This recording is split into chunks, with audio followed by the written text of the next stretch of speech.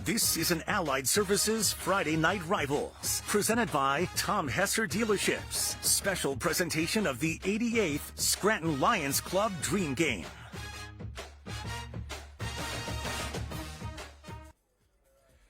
Welcome inside a very hot John Hence's Veterans Memorial Stadium. We're in Peckville, Lackawanna County.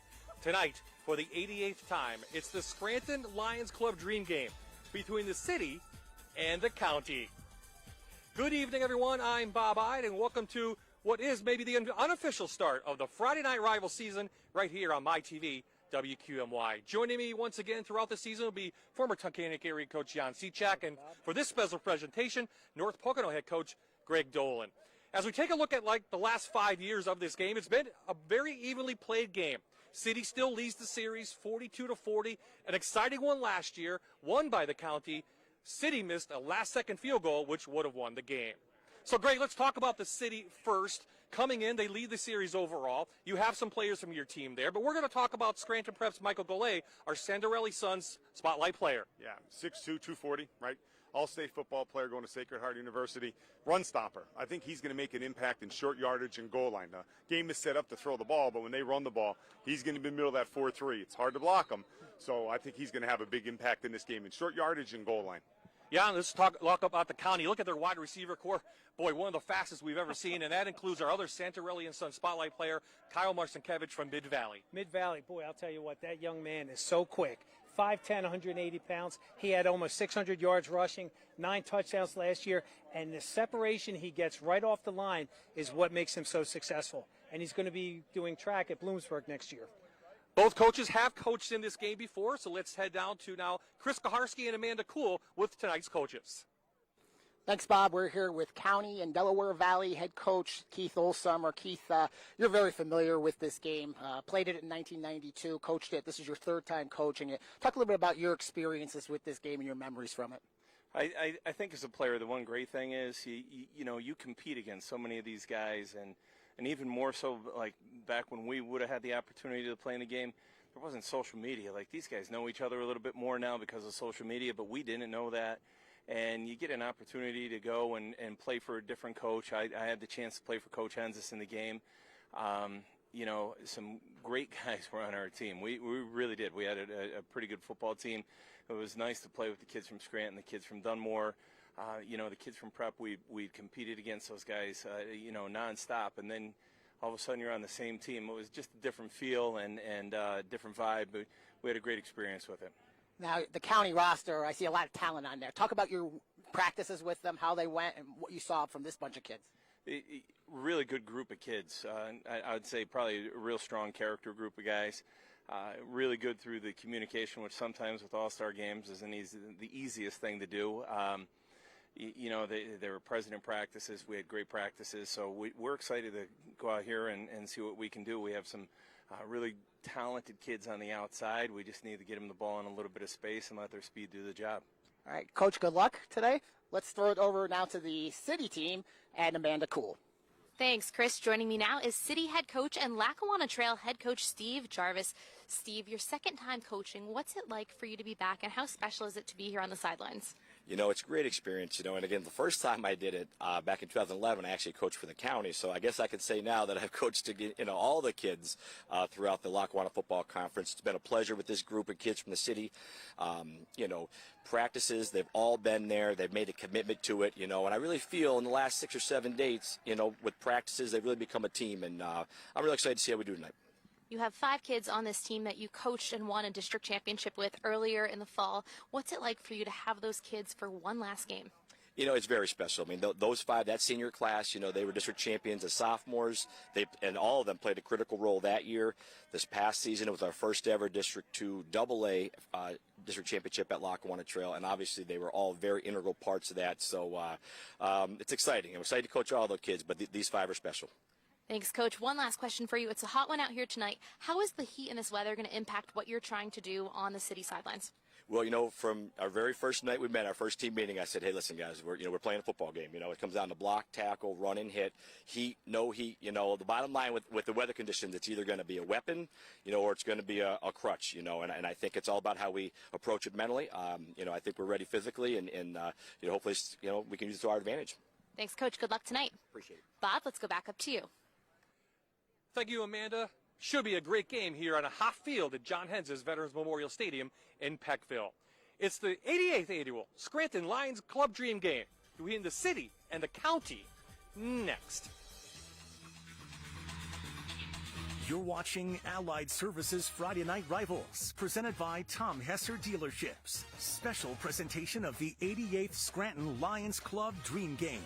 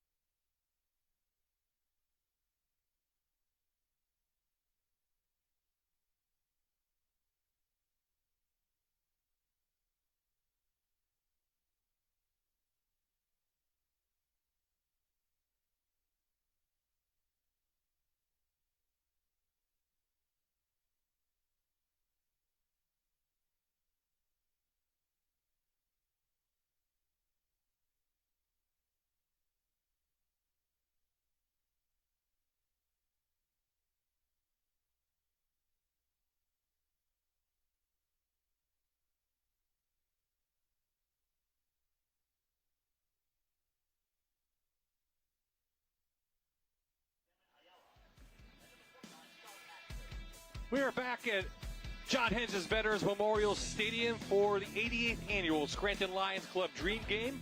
The city will won the toss but deferred to the second half. So that means North Pocono's Jordan Carr will do the kicking. And, Coach, as you know, Coach Dolan, 43 touchbacks on the year, so we'll expect the county to get the ball at the 20, right? I would be very surprised if it doesn't end up at the 20 after this kick. Mancuso and DeRosa set to receive, and like we said, deep into the end zone. The county will get the ball at the 20-yard line. So the starting quarterback for the city, will be Camden Ricardo out of from Mid-Valley. Mid-Valley. He played in 12 games. He threw for 1,500 yards and just 6 interceptions. He really was a complete player this year up there and led Mid-Valley to what they would call their standard that they want to achieve every year from here on out. Coach Dolan, did you guys play in Mid-Valley? We did not. We pass scrimmaged them. Very athletic. They have very athletic, fast kids. Quarterback did a great job. So Ayala gets the ball from the Mid-Valley. Yes. Yep. He ran for 1,800 yards. He's headed to Kings.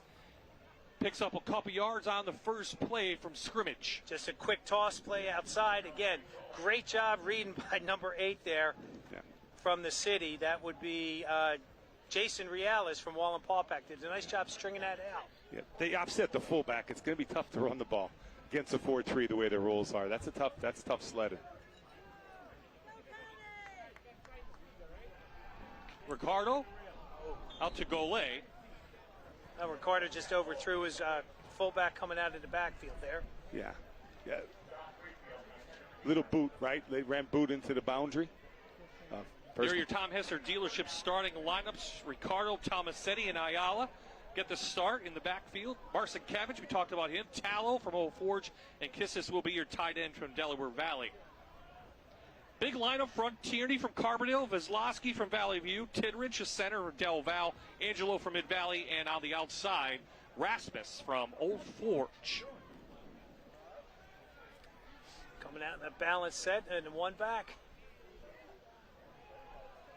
Ricardo back to throw, over the middle, to looks like a sliding Sean McInder out over the 40. They're going to give him the catch for a county first down.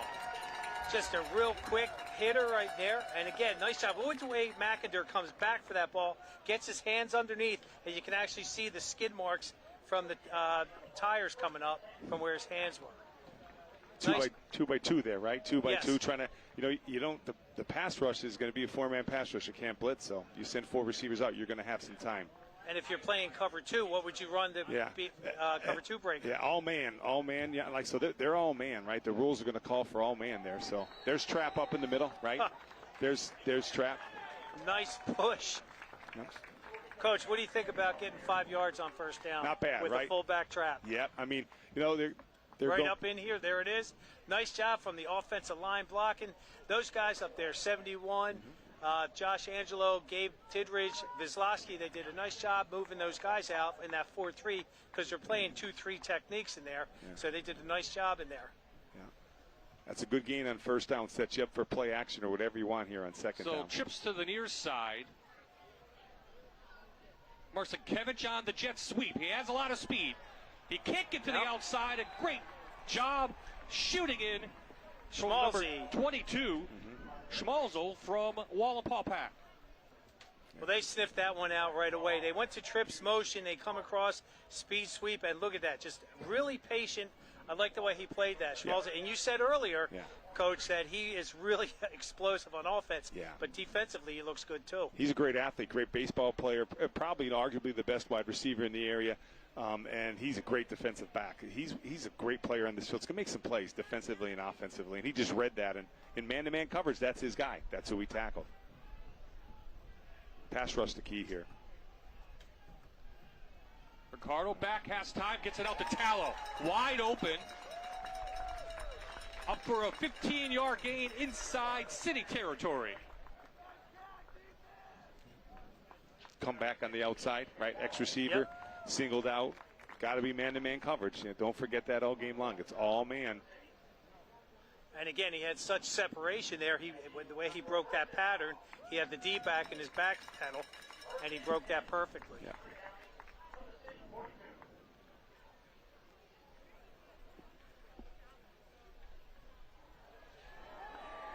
Ayala shoots through for a big gain. Close to another Perfect Storm Renovations first down for the county. Here are the starting lineups for the defense, brought to you by Tom Hesser Chevrolet. Brinkman, Brislin, Jefferson, and Williams get the start up front. Linebackers, very good. Golay in the middle, we talked about him. Reales and Isley on the outside, number 1 from North Pocono. And then in the secondary, Chandler, a late add to this team. He'll start in the secondary with Kugley, Schmalzel, and Smith.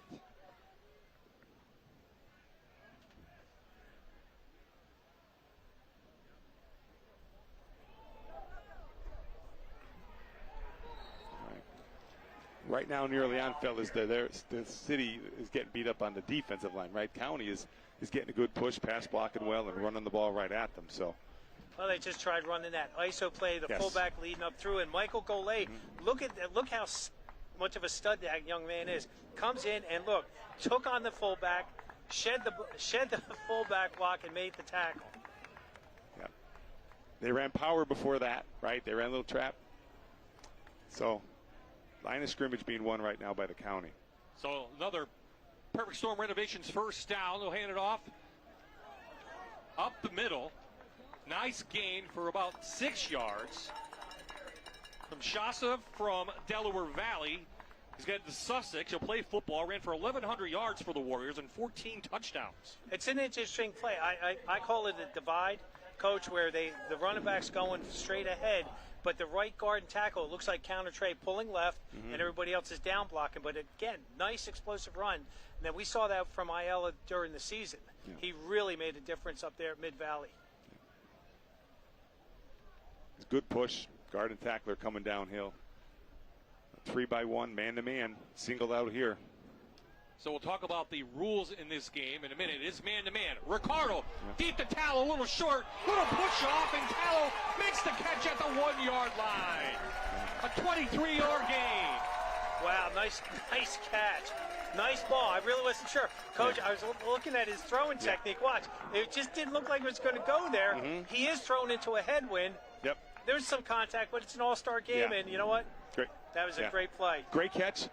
Ball's thrown well, and not a little push off there on a kid from North Pocono, right? I'm a little biased right there against Danny Smith, but I'm biased there. But great catch, and you get the man-to-man coverage. You get the singled receiver. That's the guy you want to go to in this game. Absolutely, and Danny had good coverage. And Ricardo did a wonderful job checking off to his left where the trips were. So if you look here, okay, that's all right. I thought we were going to have a replay there. Here it comes. Great job by our crew down there. Again, he just did a tremendous job, and he is throwing into a very strong headwind. So look at that perfect placement. And again, I know, Coach, it was a little push off, but you know, it does happen. It is a collision sport. Yeah. Well, we'd be calling for that on the sideline, right? Whatever side you're on, you see it that way, right, Jan? So absolutely. That's my guy, Danny. Did a great job for us, these years. So where's he going next year? Danny's not playing sports in college right now. He was maybe lacrosse, maybe something down the road. Okay. But not playing any sport in college. But quality kid for us, as was his brother the other years before. So he'll rebound from that. You play defensive back. You have to have a short memory. Right? Absolutely.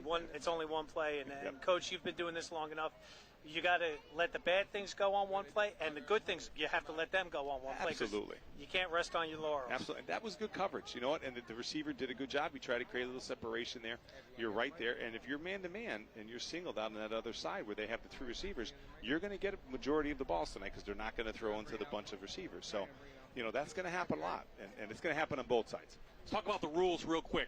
Defensive rules. You're coaching next year's game. I am. We'll talk about that later Very on. excited. What are the rules for defense and offense tonight? Yeah, listen, it's all man coverage, okay? So you go three to one side and one to the other, then the four secondary guys take them, and then the 4-3 defense stays in the box. So nobody moves out of that box. So you got 7 in the box, which should make the running game a little more difficult and open it up for the pass game. So by different formations, they're going to tell you what is going to be the coverage. But if you're in an eye, that's more advantageous for the defense, but it hasn't been so far. They took it at him. So it's all-man coverage, Bob. All-man. I think that opens up the passing game with a quarterback and a wideout. Keep it exciting, right? And offensively, there's not really any rules. You could run your regular stuff, and you could have some motion and things that you do, but nothing out of the ordinary. So off the power eye, there's some power from the city. They shoot right in. Good play. Making the stop. Quigley. Yeah, it looked like Chris Quigley shot in from Wall Pophead, but look at it again. Look at it. They did a nice job. They tried doing a cutback, but again, great job being disciplined and closing that gap down, and they just shut them down, dropped them for a loss. Yeah. Guy off the edge there, they didn't block. Now, in the past, you go against Keith Olsimer, and here, down to the goal line and stack, it's play action. Now, this might be another run here at 2-yard line, but he's a big play action guy down here. Blast. Power. Blast, his guy from Delaware Valley, Chasa, and he's in for the county touchdown. Opening drive started from the 20 to go right down the field, and they take the early 6-0 lead. And they took almost 6.5 minutes off. Yeah. Offensive line, that whole drive, right? Their offensive line dominated that whole drive. Now, let me ask you a question, Coach. I know Coach Olsimer, his philosophy is like we get down there, but when you are restricted to play a 4-3 defense, why would you want to bunch them up like that, like go double tight power eye? Why not keep them spread out when you have speedy backs? Size, power, you know what I mean? You get all down blocks, everybody goes down, you bring the 2 fullbacks, and power football. Okay, 5:22 left, kick is up and good. County early lead, 7-0 in the Dream game.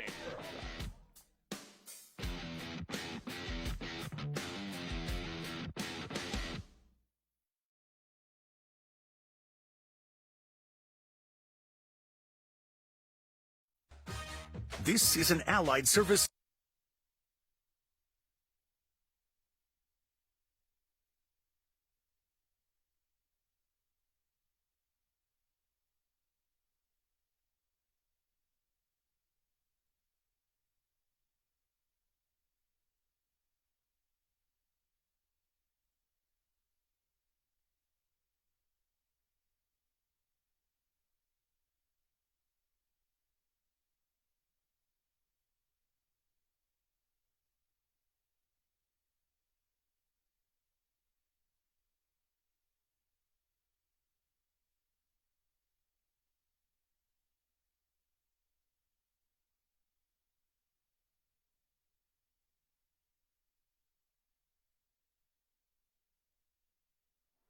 Welcome back to Veterans Memorial Stadium here in Peckville, where the county team leads the city 7-0.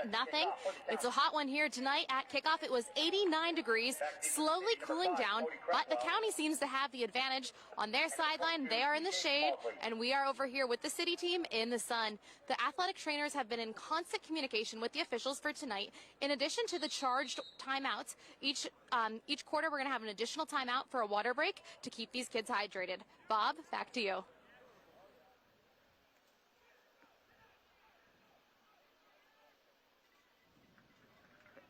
Nice kickoff return. The ball was kicked to the 5-yard line. And again, here we go. Now, let's see how the wing team with Coach Jervis's staff, how they do with this. Let's take a look at the quarterback right now for this city team. Will Soma from North Pocono. Coach, tell us about Will. He threw for 1,100 yards for you last year. Yeah. Listen, he's a playmaker. I think that's the best thing. He's a kid that's going to make plays as the game wears on, and he improvises, and the things that are off schedule, Will make big plays out of off-schedule plays. I look for him to have a big game tonight, very much like last year with the West Scranton quarterback. So they're going to run the wing T, and they fumble the first snap, trying to make the handoff.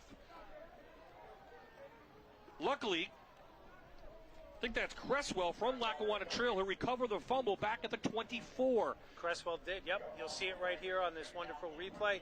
Again, trying to go with that speed sweep in there. And it was a little bit high. And again, when you're not used, I mean, if it was your running back coach from North Pocono, you know, timing is everything in this. And again, these young men have only been practicing, coach, they get 7 practices? Five with everything that's going on. Not as much to do it. See, low snap. Soma controls it. He's got running room. Here come the linebackers on the chase. Soma's toffee taken down on the far side by Greenfield from Old Forge. Head up to Delaware, will not play football, but a nice game and 3rd and short on the way. You saw that was just down by his ankles. And Soma, you said he's a playmaker, and he just got 10 yards back. And now they set up with a, 3rd and 5. 8 yards back. Yep. Off-schedule play, right? Improvisation, right? Impromptu plays. That's what Will could do. When the play breaks down, he has very deceptive speed. If there's times to roll in the pocket, he'll make some plays, and he can throw it as well. So I think you have to look for the guy in the slot again with Wallen Paulpack right now, man-to-man coverage of Smallsy. I'll tell you what. Oh, nice block from sweep for Cresswell. Takes the edge. Can he get a first down? No, he's stood right up at the 35. Great hit in there by Consoretti, and it'll be short for a first down. Boy, look at this. I mean, you couldn't see that on the replay. But that slot receiver you were talking about, Coach, did a great job on his crack back block on the linebacker to spring that.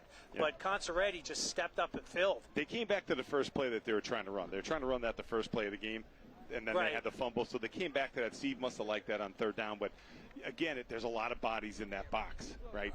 And you're not going to be able to block all of them. So you have to block that perfectly. So County did a great job of running to the ball. Well, lucky for the city, they have a real good kicker.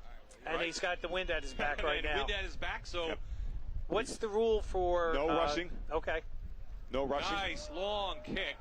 Ayala with the fair catch at the 13-yard line. And that's where the county will have it one more time, up 7-0 in this one. Okay.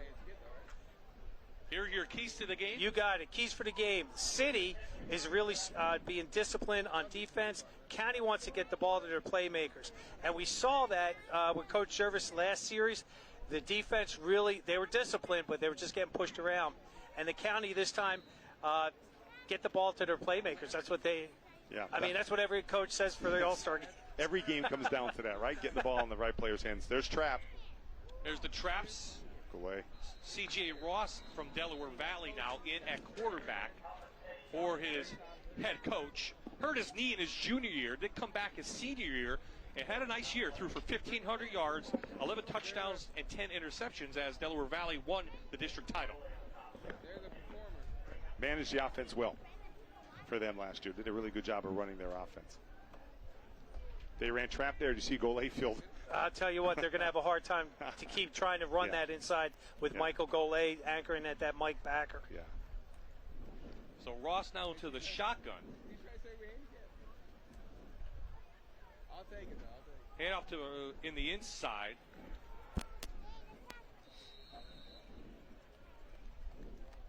Zone. Little zone. Connor Schmidt from Honesdale. We've seen him a couple times. Was the fullback cracking. Takes it through. He gained 1,000 yards. He's going to hard work to play football. Had 5 games this senior year. Coach, over 100 yards, and we saw him against Scranton. Boy, I'll tell you, he was a playmaker for them all year, the last 2 years. And I was really curious to see how he's going to do with an all-star line. And again, that was his first touch at the ball. Yep. So he's only going to keep getting better as this game progresses. Big third down here, right? I know it's really early, right? But I think the city needs to stop here. They need to get the ball back and get their offense back on the field. Looks like a little confusion on the offense. Yeah, Shazi.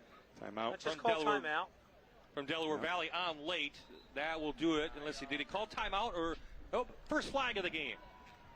So referee tonight, as always, Mike Serra in this one. Jim Miller, Jeff Arthur, Matt Serra, Gary Schimmelfinnig, Jack Loomis. And on the change, Stan Yakowski, Rob Rowinski, and Bill Van Horn. That's your referees for this dream game. Decided to take the 5 yards there and then waste the timeout, Keith, and just didn't have personnel on the field, you know. Well, he had to use his first timeout on that first goal drive. line. Yep. So backs about 5, but you know what? I don't think that really harms them. No. 2 guys in the backfield here.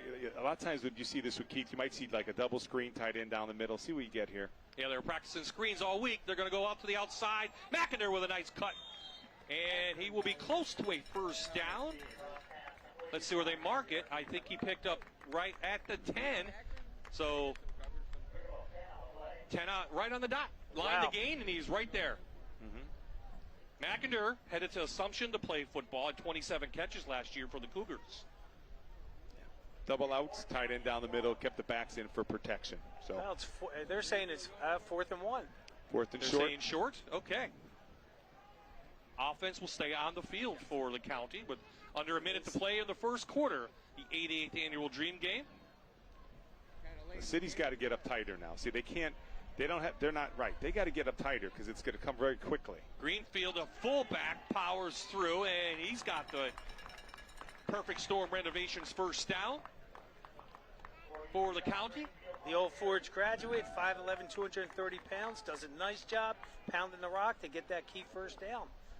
Well, we're not sure if it's a first down yet. Oh, they're calling they're calling the sticks in now. I thought he had it. There's the catch from 2 plays ago. Greenfield played his freshman and sophomore year at Riverside, then moved into Old Forge and played the last 2 years there for the Blue Devils. Wow, that was an interesting spot. On the replay, the ball went to the line, but yeah, I would agree.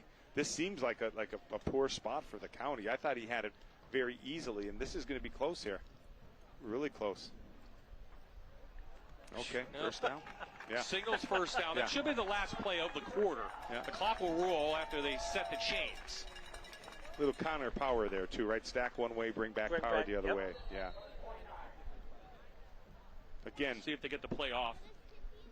Coach, do you call your plays during the game, or do you have an OC do it? I call them. Oh, yeah. okay. Obviously, I get a lot of help from the guys on the staff, but I absolutely. call the plays. Yeah. Something I really enjoy doing. 4 wideouts to the outside of McIntyre. Yeah. Good job on the defensive side. Breaking that up is Schmalzel from Wallenpaupack. Headed to Fairfield, and that will do it for the first quarter. Well, it's interesting that the county's been throwing into the wind. And again, you can see the wind's affecting a little bit through behind. And that's the way the quarter will end. We'll take a quick timeout. County leads the 88th annual Scranton Lions Club Dream Game 7-0 after the first. You're watching Allied Services Friday Night Rivals, presented by Tom Hesser Dealerships. Special presentation of the 88th Scranton Lions Club Dream Game.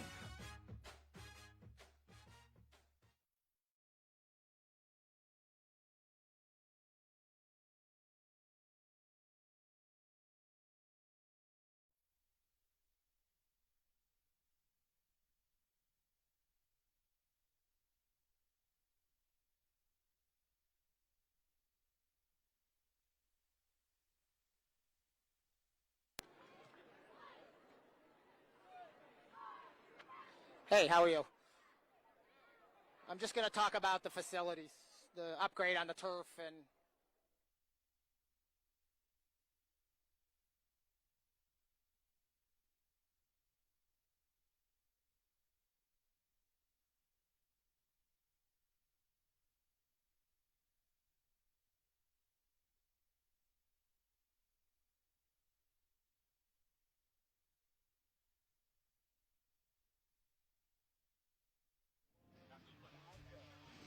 We are back in Peckville. Beautiful night for high school football. Sun setting. County has the ball. Schmidt with the carry. And now time to head down to Chris on the sidelines. As you can see from the top shot, looks like we have brand new turf here, Chris. A beautiful facility now here at Peckville like it always has been.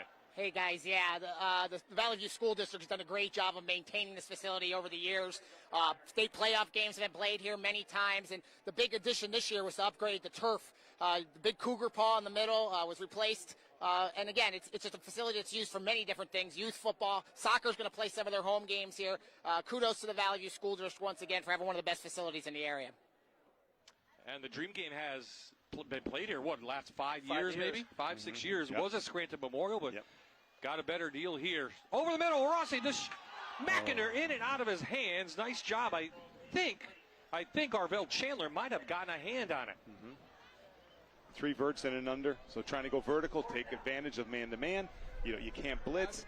And the wind, because it's blown pretty strong. Again, look at that. You can see how the ball's being affected, but he did beat him, and he just good recovery. Yeah, recovery there.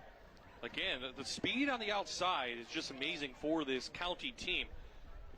If the quarterbacks can get them the ball, I think they have the advantage with the speed. So, 4th down, that will bring out Matt Cole from Valley View. First punt of the night.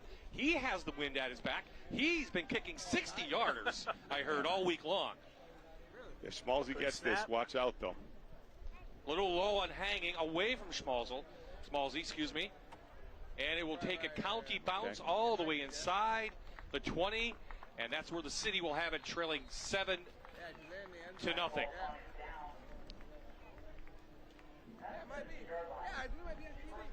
Will Soma was the starting quarterback. We'll see if he comes back out. We talked about him before. We'll see if they make a change now at quarterback for the city. Looks like he's coming back out.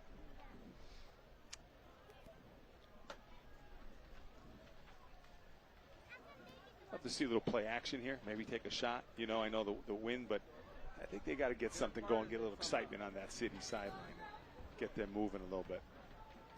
So Soma will be the quarterback.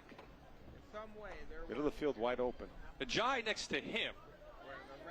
They'll give it to Ajay off the left side. Not much running room. Snuck through, but O'Malley got him, I think, from prep. Here is the city offense from Todd Hefzer Dealerships. Soma, Ajay, and Gole were the starters. Creswell, Quigley, and Edwards. And then wide receivers, they've been going in and out. Excuse me, the linemen up front, very, very big and strong. Yes, they are. They will go in and out as well. Here into the second quarter, we'll see some changes throughout the evening. Well, it's nice to have some depth, though, especially with offensive linemen, because you have the all-star caliber kids out there playing.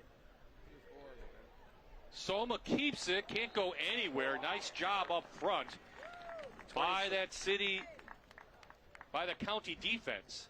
That was Jared Bullock coming in hard, doing a nice job at number 44 in there. Dante Randall from Valley View. They just are plugging those holes so quick. Yeah. I see what Coach Jervis was running. His wings set. It's that broken wing. And again, I think he's trying to isolate, trying to get Schmalzy one-on-one. Well, those two play sweep, and then the quarterback keep. And I think you got some, like right now you have middle of the field wide open. You know, you could take a shot with somebody here down the middle of the field, I think. Soma rolls, gets it out to Creswell. Short again. Yep, tripped up on the county. I think he's going to go for it this time. Let's see if Coach Jervis gambles on his own. Well, they ran like a flood pattern right there. They ran a short, medium, and long. Nice out pattern. Always go to your check down, which would be the fullback out in the flat. Yeah. Does a nice job with it, and it's really close. So they're going for it. they've got to. It's an all-star game. They're changing the personnel now. You're getting Smallsy in at the wide out. Here comes Goulet, I think. Watch him getting the ball. And Coach, you said earlier about him being a stud on defense. I think this is his specialty. We saw this from him at prep all year. When they needed something short, they gave it to him because he's just a big, strong young man. Well, you come off tackle here. Timeout.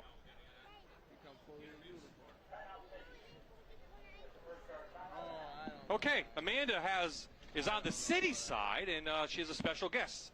Amanda, who do you have over there? The city's trailing 7-0 in this one, 8:38 left. That's right. I'm joined now by Alex Brinkman. Alex, a lot of your teammates have said that Coach Dolan has made such a huge impact on their football careers. Can you talk about what he's meant to you guys? Well, for me, I joined halfway through my sophomore year. I'd never played football before. He came in, taught me all the little things, from correct stance to how to tackle, everything in between there, and he's been like a second father to me. He's taught me the ins and outs, and now I'm here. So to be here today, what does it mean to you and your teammates? Oh, go out there. Good luck. All right, Bob, he's got to go. Back to you. Thanks, Amanda. I told Jervis, I told Steve, hey, we got to interview people. Come on, you hold the game up. Let's go. The refs won't call it. Come on, it's an all-star game. They're punting. So 4th down punt. It was 4th and 2. Coach Dolan next year will go for this. You know what? I'm going to be honest. I'm not being critical of Steve. I would. I think in an all-star game, I think you take a lot of chances. You know what I mean? But again, I understand. I understand. It's a long two against a good front.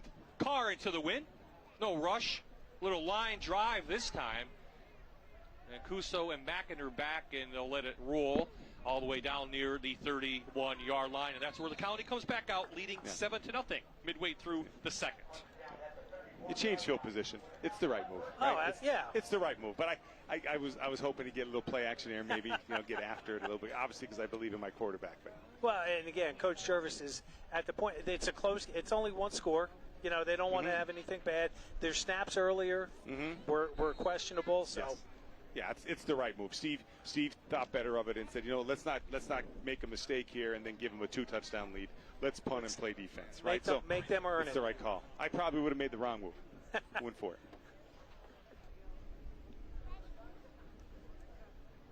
The officials right now called it mandatory water break for him.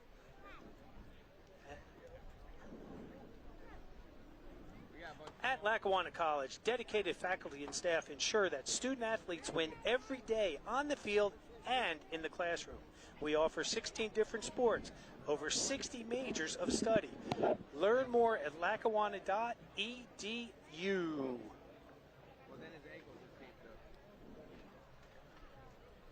So we assumed this was going to happen tonight. I mean, with the heat, that these guys are letting the players get a nice long water break, get them refreshed, make sure they're hydrated. Yeah.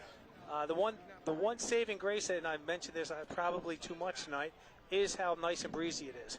Yeah, it is. I mean, it's still very hot. It's still very hot. We don't have 40 pounds of pads on, Jan. So I hear you, but that breeze, they're probably going to tell you could do with that breeze, right? You're just flapping, making breeze. But I think it's a good thing. They've only been practicing for a week. Forget about everything else. They're not in shape. You're right. Yeah. So they got to be. It's tough to play. So Ricardo comes back out for this series for the County. Inside, Ayala. Ball's out. Coach said the ball's out, and it looks like it's recovered by the city. Yep. First fumble and recovery of the game goes to the city team, and they'll have it inside County territory at the. So they run a little counter. Let's see. He's got good ball security. Right in there. Oh, big 74. Grabbed it. Yep. Kareem Jefferson does a nice job on that. He wraps him up and starts working that strip. The ball pops out and recovered by number 44. Let's take a shot here, right, fellas? Yeah. Little maybe reverse, something different. Let's take a shot downfield off their turnover, right? For Brett Levant from Wallenpaupack now, the QB. He'll carry it off the right side. He gets pushed back pretty quickly by Greenfield in there. A gain about 4. County defense right now County defense for the starters tonight, brought to you by Tom Hesser Dealerships, Ormsby, Battalion, Marion, and Randall up front. Linebackers, we talked about Greenfield already a little bit. Rebar and Wolak on the outside. And the secondary, Kazaretti and Skeen, McIntyre, all Valley View products, and Parchinsky from Riverside. That was your starting defense, brought to you by Tom Hesser Dealerships. So, personnel changes going in and out for the city team. There's a little of the wing tee inside, and Cresswell is tripped up. Nice job. Well, they call that the Sally play. Yeah. Right? What they do is they go down, down, and pull, and there he is. Little inside reverse shot. Yeah. Any wing tee team, that's a staple of what they do. I thought I would have saw that on first down. Power on first down, good push, right? Oh, yeah. Good hole there, except one guy caught him. It's always that one guy, yeah, Coach, you know? Always, right? But that's a big play. That's a big staple in the Lackawanna Trail offense and a wing tee offense. So now you're in fourth down territory. There's no punting here. So no. Yeah. Again, you got Smallsy in the slot here. I think you got to take a shot with him. Again, part of that wing tee, fake to Creswell, but Levant slipped, loses yards, so now it's 4th and about 8. You still got to go for it. Oh, absolutely. Right in there. They were going with the speed look, okay? And again, they just quarterback keep, and he just slipped on it.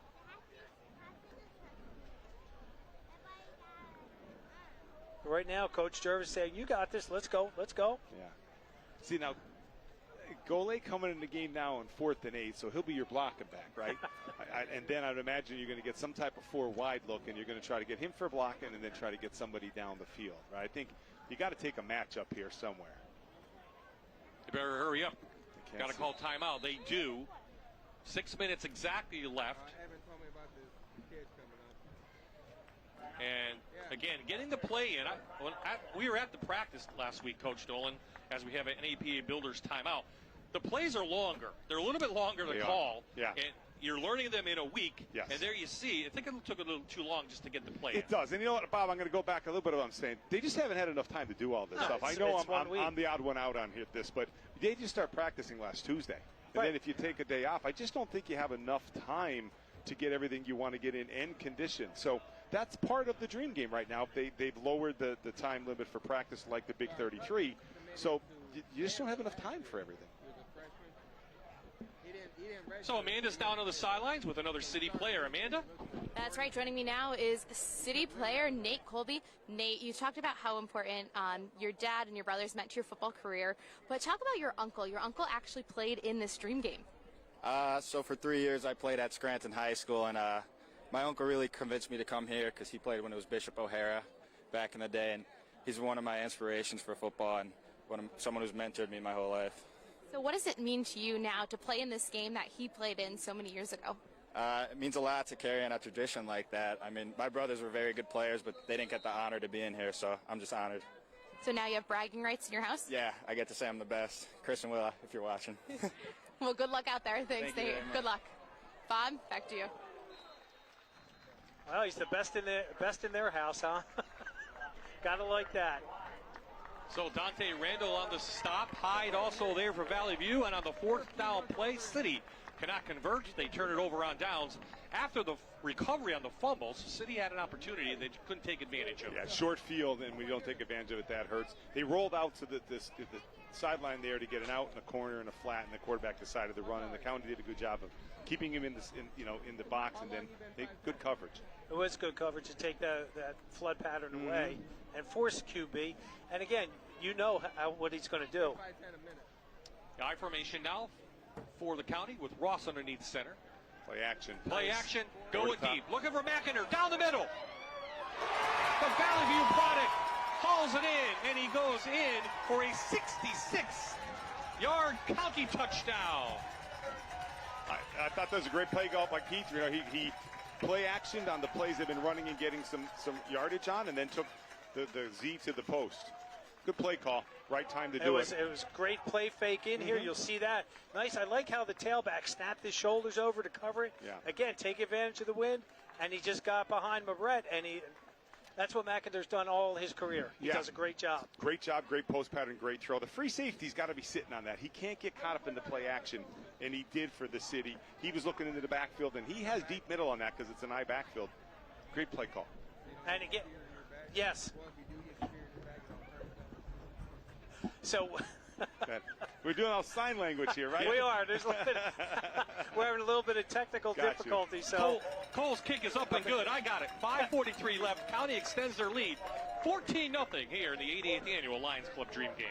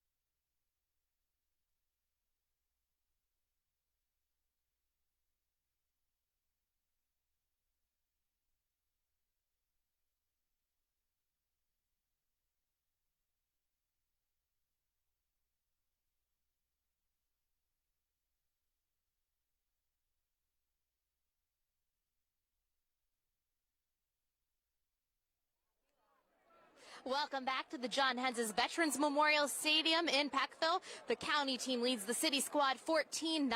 Joining me now are the Lackawanna Trail cheerleaders for the Dr. Todd Smile Cam.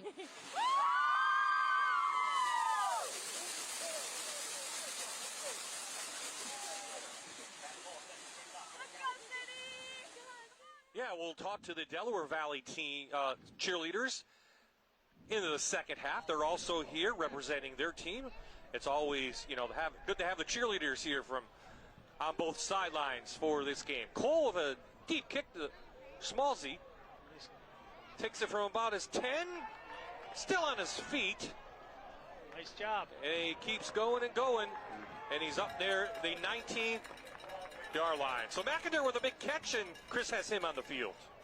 Yeah, so Sean McIntyre's very familiar with this field. He played junior football on it all the way up to the varsity level, winning a district champion for Valley View. So it had to be feel pretty good to do this in front of your home fans and home stadium. Yeah, it was great. One last game here at the Den on the new turf. Had to break it in, so it's great just to be back here one more time and play with my guys again. So. Talk about the timing of that play. C.J. Ross delivered a strike to you on the play action. I mean, you guys didn't practice very much, but seem to be on the same page. Yeah, we got together a lot in the last week and a half. We really got the timing down. CJ's a great kid, great quarterback. Just rep after rep, getting used to each other, so finally worked out in the game. Sean McIntyre for the 60s head to Assumption to play football up in the New England area. Good luck, Sean, up in Assumption. I believe his brother plays at St. John Fisher as well. So on that, City hands it off to Golay. So, not time to panic yet for Steve Jervis, but you got to show some kind of offense here in the game. Yeah, listen, they got to get their defense off the field, right, number one. And then I think you got to use those playmakers. Let Soma throw one, get the one to Schmalzy. Good trap there, good yardage. I think now this calls for a good pass downfield. Get some guys involved and put a good drive together. They really needed to keep themselves in the game. Soma, the quarterback, still going to hand it off. That looks like that was the Charlie Thompson from Scranton who had the ball. Bullock with the stop from the Lakeland, and Thompson ran for almost 1,000 yards last year for the Knights, 8 touchdowns. Number 58, Joey Pisano from Del Val, dropped the hammer on that one on him. Now, number 52, Cole Chaposky from Lackawanna Trail, did a nice job with the pull on that. Tough sledding in there, fellas, against the 4-3. It's tough sledding in there. There's a big third down. Want to stay on the field. There's that inside trap. Creswell made a nice move. He'll pick up a Perfect Storm Renovations first down, and that will keep the drive going for the City team. Staple play, right? Big play on third down. Steve went to his staple play of an inside reverse in the wing tee, and that got them a really big first down. Looking for play action right now. Steve hasn't done that on first down yet. I know I know he has it in practice. I think they're going to try something in And play action again, right now. a key first down. Greg, you just said you wanted to make sure keep this drive alive, and that's what they're going to do. They punch one in now, and then they get the ball to start the second half. Cody likes motorbikes. He raced through that a little bit, gained 1,100 yards, 13 TDs in his senior season with Trail. And defense, name of the game for County. Randall shoots in for the sack. He had 85 tackles on the year. He's headed to Hobart. I'll tell you, he really has a nice nose for the ball. He gets up in there, and he really read that flow. It just shut that down. Something wrong there. Something happened there. There wasn't a fake.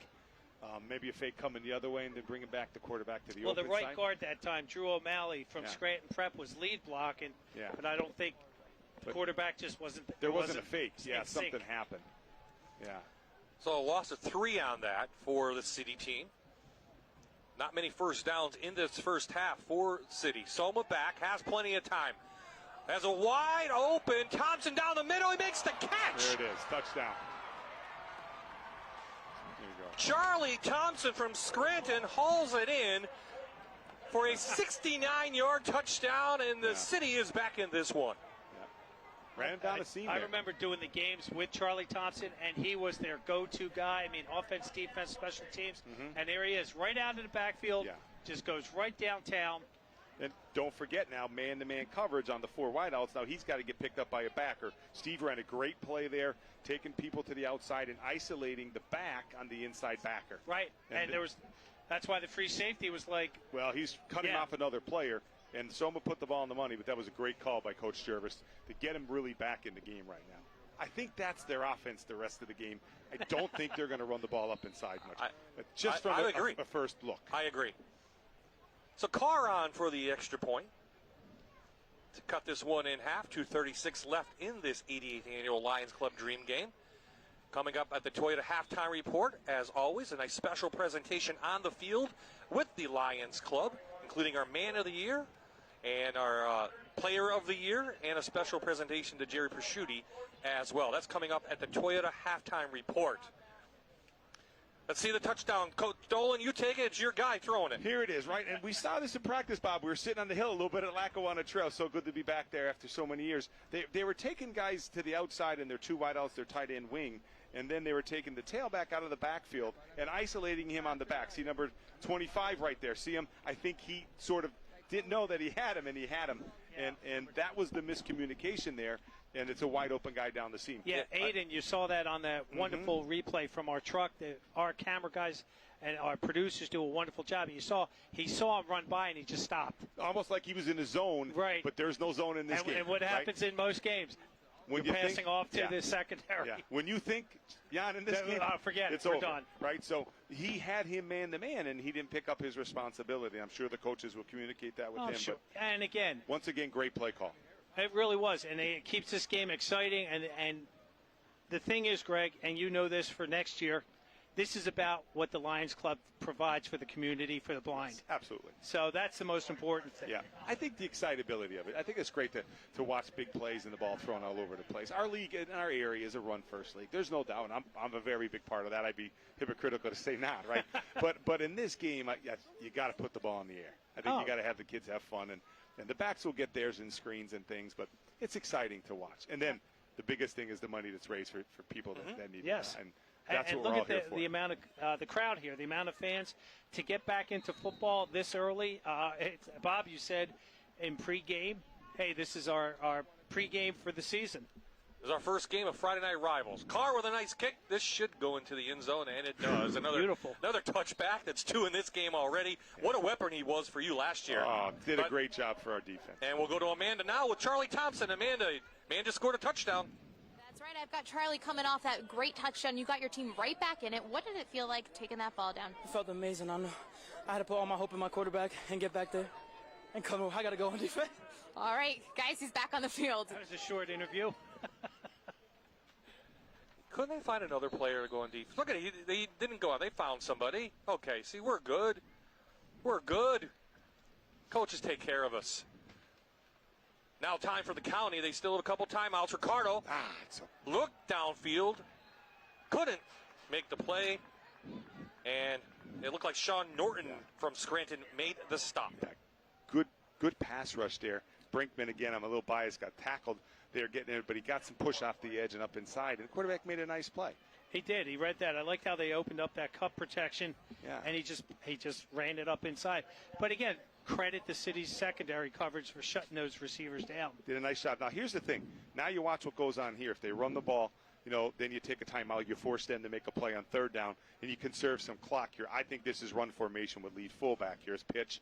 Okay, so you have pitch. If you get a stop here, right? Okay, not face mask. No. Okay, no. I take timeout right now. Right, get the timeout now, and then you force them on third. That was Danny Smith, one of your players, that make that key stop. Yeah, Danny. Yeah, tackle toss, there. lead block with the fullback.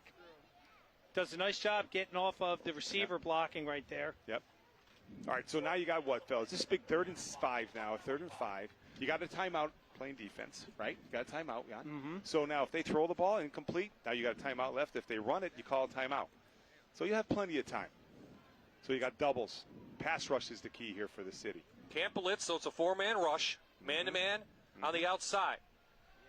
There's the pass rush. There's a rush by There's Brinkman. the rush. Cavicci almost made the catch, and he had running room. The speedster from Mid-Valley almost pulled it in, stops the clock, and it brings up 4th down.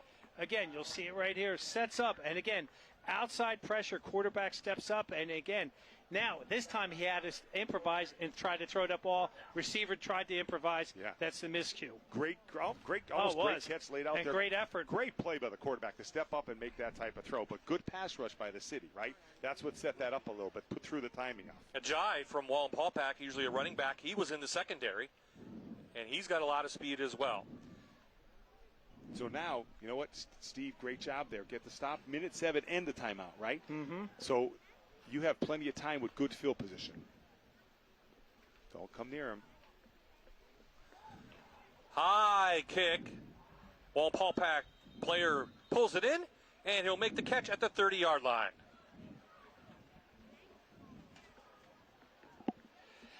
Packaging Insight Service serves customers locally and nationally with custom packaging and automation solutions to ensure products arrive to the stores or at your front door on time, every time. So exactly 1 minute left. They have one timeout left, but again, the clock stops on a 1st down. Soma will be the quarterback. Let's see how much they go to the air. You almost expect it now. Yeah, have to. I'm telling you, this is where he's at its best. A little improvisation down. You get some plays and you make a play off schedule. Watch Wigley on the far side. He is really fast. He was impressive in practice. Soma back. Gets a rush by Angelo, but it's a screen. Good call. Nice job with the blocks on the linebacker. Ajay just short of a 1st down. They're going to give him the 1st down. Stops the clock. Good call there. 1st down to start a drive. Love to start drives with screens. In these, because everybody backs off pass rush, right, and then you flip it down. But now you got to hurry up, get to the line. They did a nice job, though, taking care of that Mike linebacker, John Greenfield, from Old Forge. That really opened it up. A nice burst of speed in there by Ajay, and he does a nice job getting that 1st down. Clock is rolling, though. Soma back. Rush comes. Ball. Loses the ball. Who's on top of it? The Reds saying they have it. Clock is still rolling. They stop it now. It's their ball. And the county has it. Kyle Hansen. 24 seconds left. Randall pulled it in, they said, number Oh, 44, right at the 35-yard line. Plenty of time. 2 timeouts left So for let's the county. see. He's got plenty. It's a good rush. And then 55 and 44. Oh, 71. My mistake. I thought it was 77. Yeah. Josh Angelo. Yep. Came off the edge there. Angelo headed to Bloomsburg. 1st team player. All region. All state. When we had him against Trail, he dominated that second half against them. He woke up, and yeah. it was incredible. So Steve Jervis was probably worried that he's on the county team. 2 timeouts, 24 seconds, plenty of time. You know, they could run a screen to start a drive here, but it looks like 2 by 2, you're going to get some version of 4 verticals down the field. See what they have now going down. Maybe they're going to run to the sideline here. Backside. No, there kept you go. tight Sprint end to the in. sideline with Flood. Ross to the outside, and number 11. Yeah, they had it too. They had him wide open in the flat. That was a catch the ball, get to the side. That was DeRosa from Western Wayne. Good coming play call. across in motion. Flood. Ran a flood deep. The outside guy goes deep. Second guy goes like a 12 and out. Third guy floods that And outside third of the field. He just turned his head downfield instead of looking the ball in. Yep. If my kids are listening, you catch with your eyes. You don't catch with your hands. You catch with your eyes. Look the ball in with your eyes. You know, and secure, then turn and burn. So now you got 20 seconds left. Yeah. You still have 2 timeouts, though. Yeah, Clock has stopped. Yeah, and Bob could use the middle of the field now, right? You could still use the middle of the field with 2 timeouts. And you have a good field goal kicker. Matt Cole has a great leg as well. With the wind. With the wind behind them, so we could see a long field goal, need be. But you got man-to-man coverage, so here comes the rush from Williams. There's the fade. Downfield to Tallow. Touchdown. And he steps in for a county touchdown, 34-yard strike.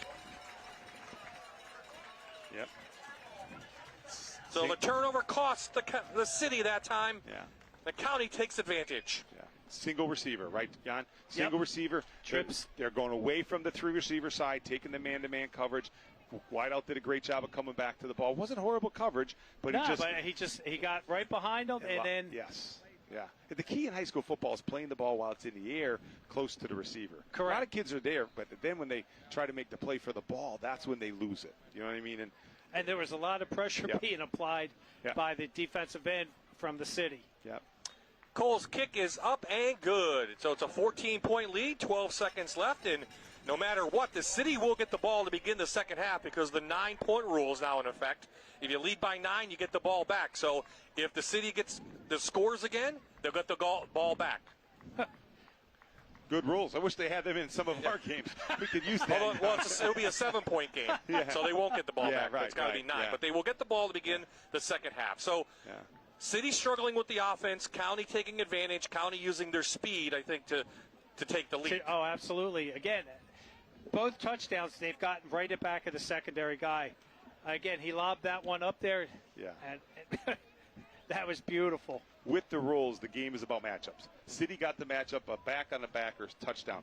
The county got a couple matchups on the single receiver away from the 3 receiver side, touchdowns, right? This game is about matchups. It's not about running the ball inside. It's some play action and matchups, and you've seen that play out right in front of our eyes in this first half tonight. Greg, you're going to step away at halftime. We're going to bring George Hawanitz in from Valley View in the second half. He announced that he steps down after this year. Yeah. He's really built this Valley View program back into a powerhouse, and unfortunately he's in your district in the 4A, right? Yeah, absolutely. Yeah, you know what? We've played in the playoffs a couple times, and George is a friend of mine who's done a great job. And he continued the great tradition that Valley View has, right? They have a great tradition, and he continued that tradition. And he's stepping away, I guess, time to be with his kids and to move on to some different things, and I applaud him. As a high school football coach, he's going out on his terms, and he's going out to watch his children. And I wish him the best of luck, whatever he wants to do. We thank you, and we will see you next year on the sideline, so not in the booth, and the ball gets away from the city.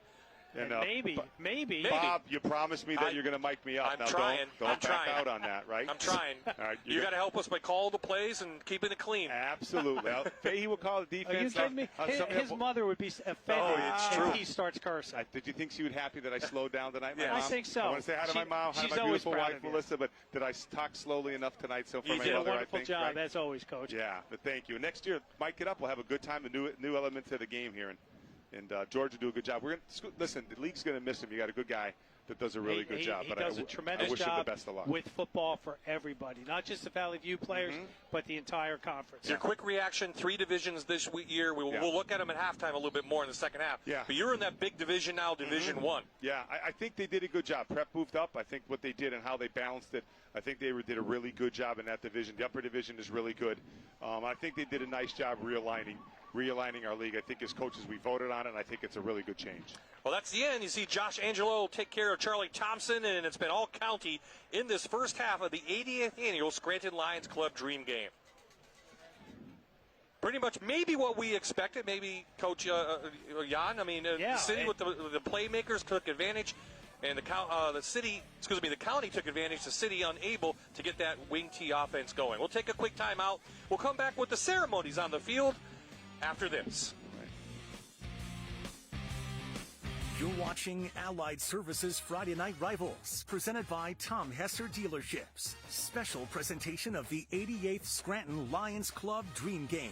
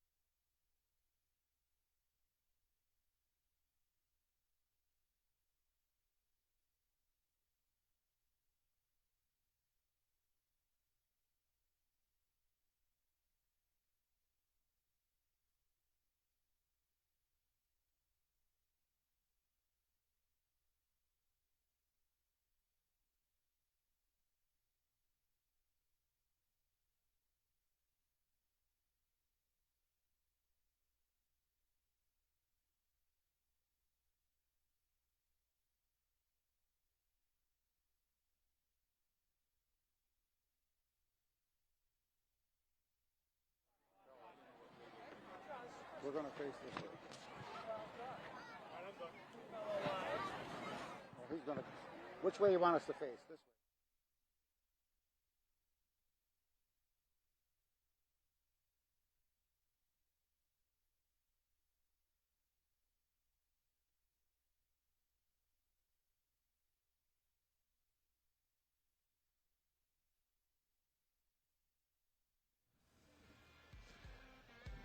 We are back, 21-7 your score. Let's go down to the field now, the Scranton Lions Club with some special presentations. Good evening. On behalf of the Scranton Lions Club, it is with great pleasure that we welcome you to the Scranton Lions Club 88th Lions Club Dream Game. We are proud of the fact that the Dream Game is the oldest continuous high school all-star football game in the country, first played in 1935. The Dream Game showcases the finest talent among our area's postgraduate high school football players. The Scranton Lions Club, which was formed in 1922, has served our community for 100 years. Is part of Lions Clubs International, the largest service club in the world, with nearly 1.4 million members from more than 200 countries. Our motto is, "We serve." Although the game is sponsored by the Scranton Lions Club, players come from a geographic area that includes 28 Lions clubs with more than 700 members who serve their communities with numerous service projects throughout the year. New members are always welcome. Initially, the Dream Game involved the city schools versus Lackawanna County schools. The Dream Game now includes players from 19 high schools covering 5 counties. For 88 years, the Scranton Lions Club has sponsored the Dream Game to fulfill the need for the prevention of blindness. All proceeds from the Dream Game go to the Lackawanna Blind Association. In the past 25 years, the Lions Club has raised $350,000 for the Blind Association. The continuous success of the Dream Game is due to the hard work and dedication of the Scranton Lions Clubs, athletes, coaches, patrons, and media, and you, the fans. Special thanks go to Jerry Persciuti, our player-coach liaison, along with William Dibbs, Dream Game chair, and the rest of the game committee, the coaches, and all involved for planning and work for the 2022 Dream Game.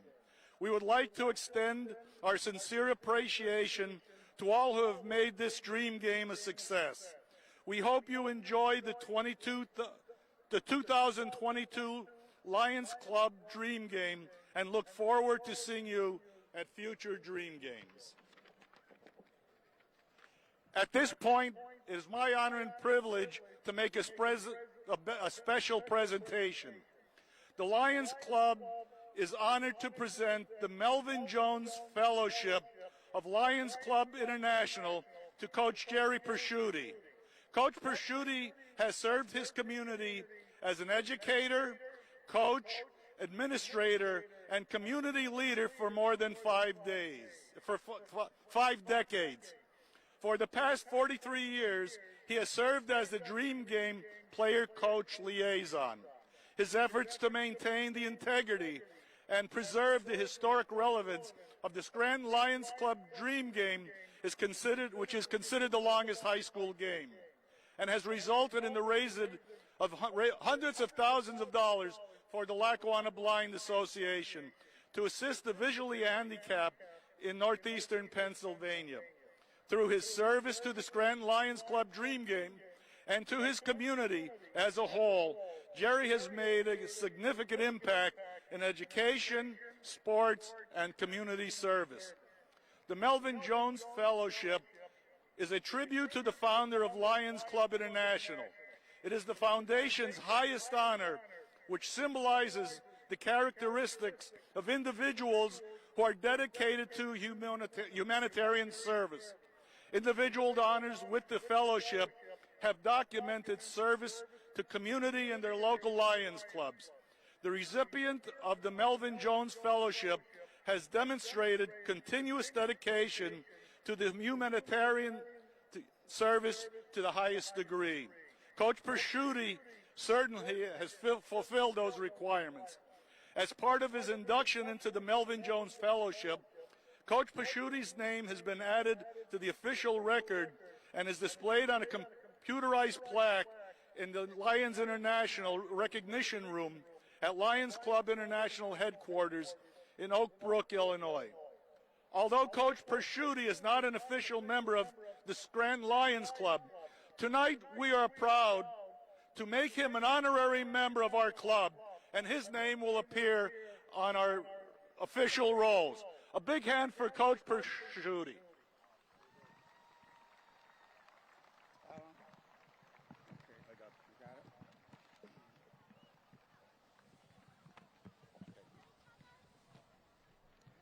Thank you very much, Alan.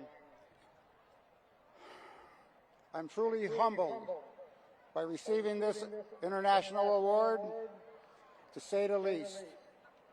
I grew up 3 blocks from the stadium, and I learned at an early age what it is to volunteer and give back to your community, as I watched my dad coach Little League Baseball, midget football, and bitty basketball for over 20 years.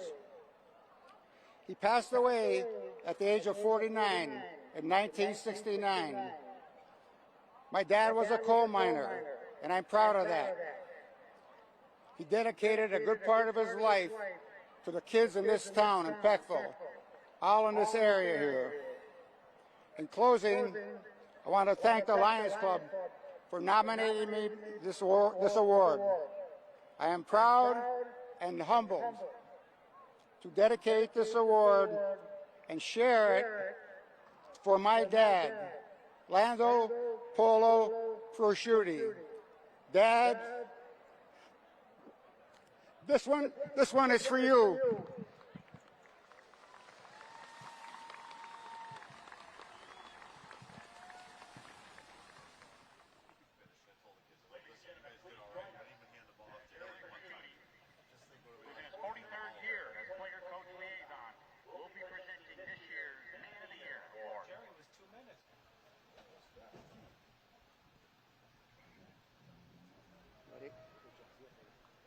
Good evening, ladies and gentlemen.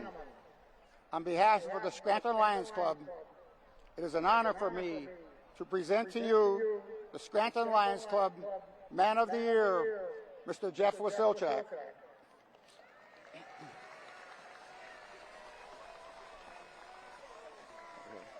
He is a graduate of Valley View High School and then went on to Marywood College, where he graduated with a BS degree in physical education.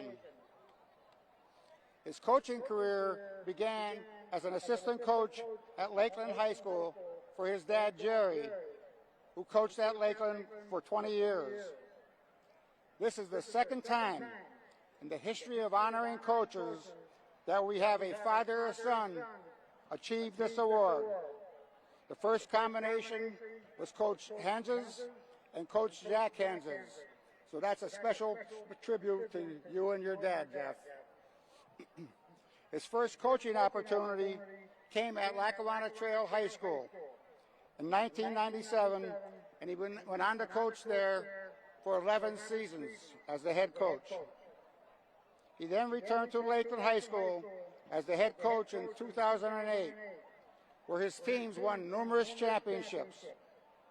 He retired after the 2018 season. His record of 179 and 28 as a head coach ranks 6th among the coaches from the Lackawanna Athletic Conference. He currently serves as an assistant at Valley View High School. He is no stranger to the Dream Game, as he played in the 1985 game and served as the head coach in 2001 and 2010. His wife, Janelle, lives in Archibald, and they have 2 sons, Jerry and Jeffrey, who are both players at Valley View. Ladies and gentlemen, Let's give a nice round of applause to Mr. Jeff Wasilchak, the Scranton Lions Club Man of the Year for 2022. And it is my honor to present Coach Wasilchak. Here you go, buddy. Congratulations. You got it? You got a whole tour. Hold on. Can you hold this for me? Hold on. I got it. Hopefully I can see what I wrote here. I have to put the glasses on. Yeah, I'll hold it. Oh, I got it. Yep. Thank you, Mr. Prosciutti. It's a great honor to be named the Scranton Lions Club Man of the Year. It's also extra special to me because my dad received this honor a few years ago. I'd also like to congratulate Mr. Prosciutti for being recognized by the Lions Club International. It is well deserved. Mr. Prosciutti and the Scranton Lions Club do a tremendous thing every summer by sponsoring this game, which benefits the Association for the Blind. Putting together an event of this magnitude takes a tremendous amount of planning and work, and they do a great job with it. A few minutes ago, Mr. Prosciutti read a bio with some accomplishments, and these are the result of combinations of many different people, contributions from many different people. Firstly, I'd like to thank my family for being supportive of everything that I've done. The sacrifices that they've made are countless. Thanks to all the guys I coached with, all the guys that I coach with now and in the past, just Class A guys, they're the best bunch of guys I could be around. Thanks to all the players that we've coached for your dedication, hard work, and believing in us. Thanks to the Lackawanna Trail, Lakeland, and Valley View communities for all the support. And just closing, I'd like to wish all the athletes participating in tonight's game success in the future. Thank you.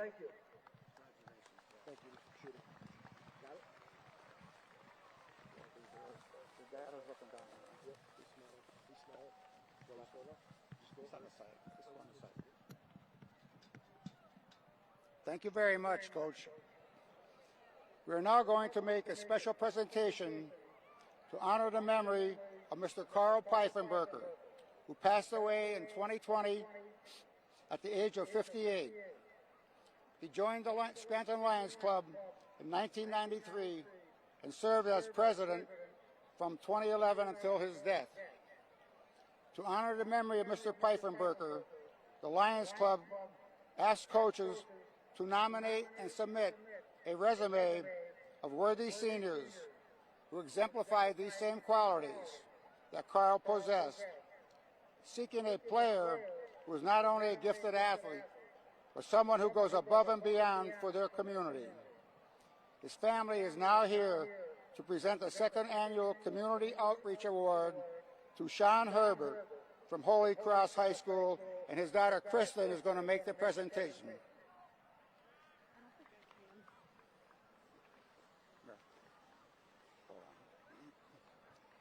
Okay, well, right now this is an emotional time for the Pfeifenberger family, so guess what? I'm going to jump in. John, this is a tremendous award that's certainly well deserved. And if you knew Mr. Pfeifenberger and how much he meant to this game and how hard he worked to make this game successful, you remember this, because he was a tremendous man, and his family is here. Although they can't speak right now, they know what this means. So, Sean, say a few words, and on behalf of the Pfeifenberger family, congratulations, buddy. It's an honor to receive this award. I want to thank my family for helping me work as hard as I did on and off the field, and it's an honor. Thank you. Thank you very much, Sean. And that concludes our program and halftime. And we also want to thank you, the people who keep supporting this game. Tonight there's 7,469 attendees. This is the largest attended All-Star high school football game in the country, in the state of Pennsylvania. So to you, we thank you for continued support for the Scranton Lions Club Dream Game and the Lackawanna County Blind Association. Enjoy the second half. Thank you so much. So some special presentations on the field. The Toyota Halftime Report continues with Hannah O'Reilly with our friends from Allied Services. That's after this.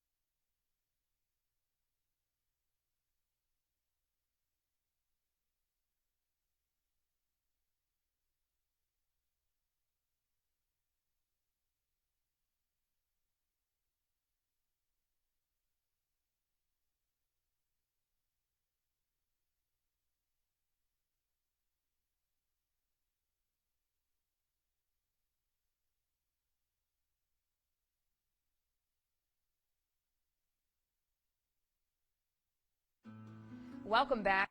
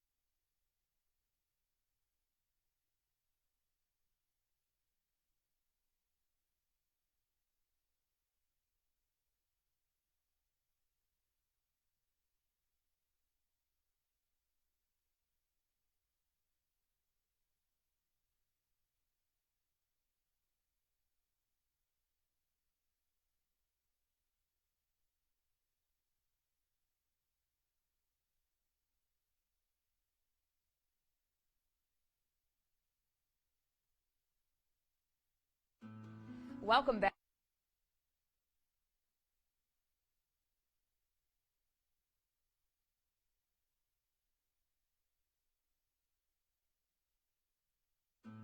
Welcome back. I'm joined by Tracy Hunt. She's the Assistant Vice President of In-Home Services here at Allied. Tracy, thank you so much for joining me today. Well, thank you for having me. Now, walk me through what you do on a day-to-day basis. Sure. What we do here at In-Home Services is we help individuals maintain their independence at home. We help them with activities of daily living. We provide care to people that would otherwise be in a nursing home. So they choose to get their long-term care services at home, where most people would rather be. We help them with bathing, grooming, dressing, meal preparation, some errands, light housekeeping, those types of activities. And what would you say is the most rewarding part about working in in-home services? The most rewarding part for me is just to see how happy the individual is, the person, to be at home, to get their services at home, to stay in the home that they've lived in, their whole entire life. They don't need to go to, to have institutional care, as long as we're able to, keep them safe at home. And now Allied Services sounds like a great place to work. What would you say is the best part about it? Working as a direct care worker, there's a lot of flexibility. You could pick the days, the times, when you want to work. You could be full-time, part-time. We provide services in 23 counties here in the Commonwealth, so we have a variety of positions available. We're flexible. We currently have a higher starting rate and a sign-on bonus of $1,500. Well, Tracy, thank you so much for joining me. Thank you. And if you would like to join the Allied Services team, you can head to alliedservices.org/careers. We'll be right back.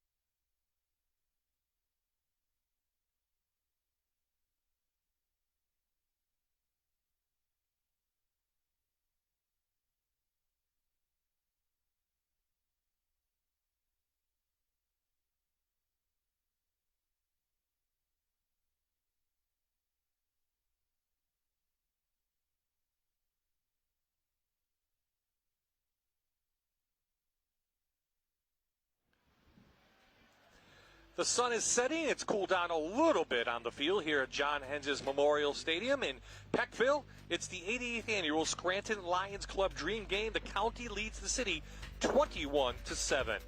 Bob-eyed Jan Cechek in the booth, and we welcome in George Hawanitz from Valley View. And Coach, first talk about this field you guys have here now. We talked about it a little bit with Chris, but it's beautiful. The field looks fantastic.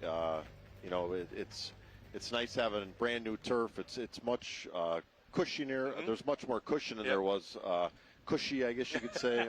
Finally, but it's definitely needed to be changed, and you can see even the speed of the game changes a little bit. I think with the new turf on there. That looks great, and hopefully we see you in week 2 against Berwick right back here. So the county will kick off to the city, Jan, and a couple stats here. City overall 109 total yards, county 205 yards. Ross, the quarterback from Delaware Valley, alone has 110 yards passing and 2 touchdowns. Tallow from Old Forge leads them, 3 catches, 73 yards, and a touchdown. I'll tell you what, we knew that coming into this game, that the skill set for the county was outstanding. And more importantly, I think that offensive line really has dominated and really pushed those guys around from the city that first quarter. So here's the kick.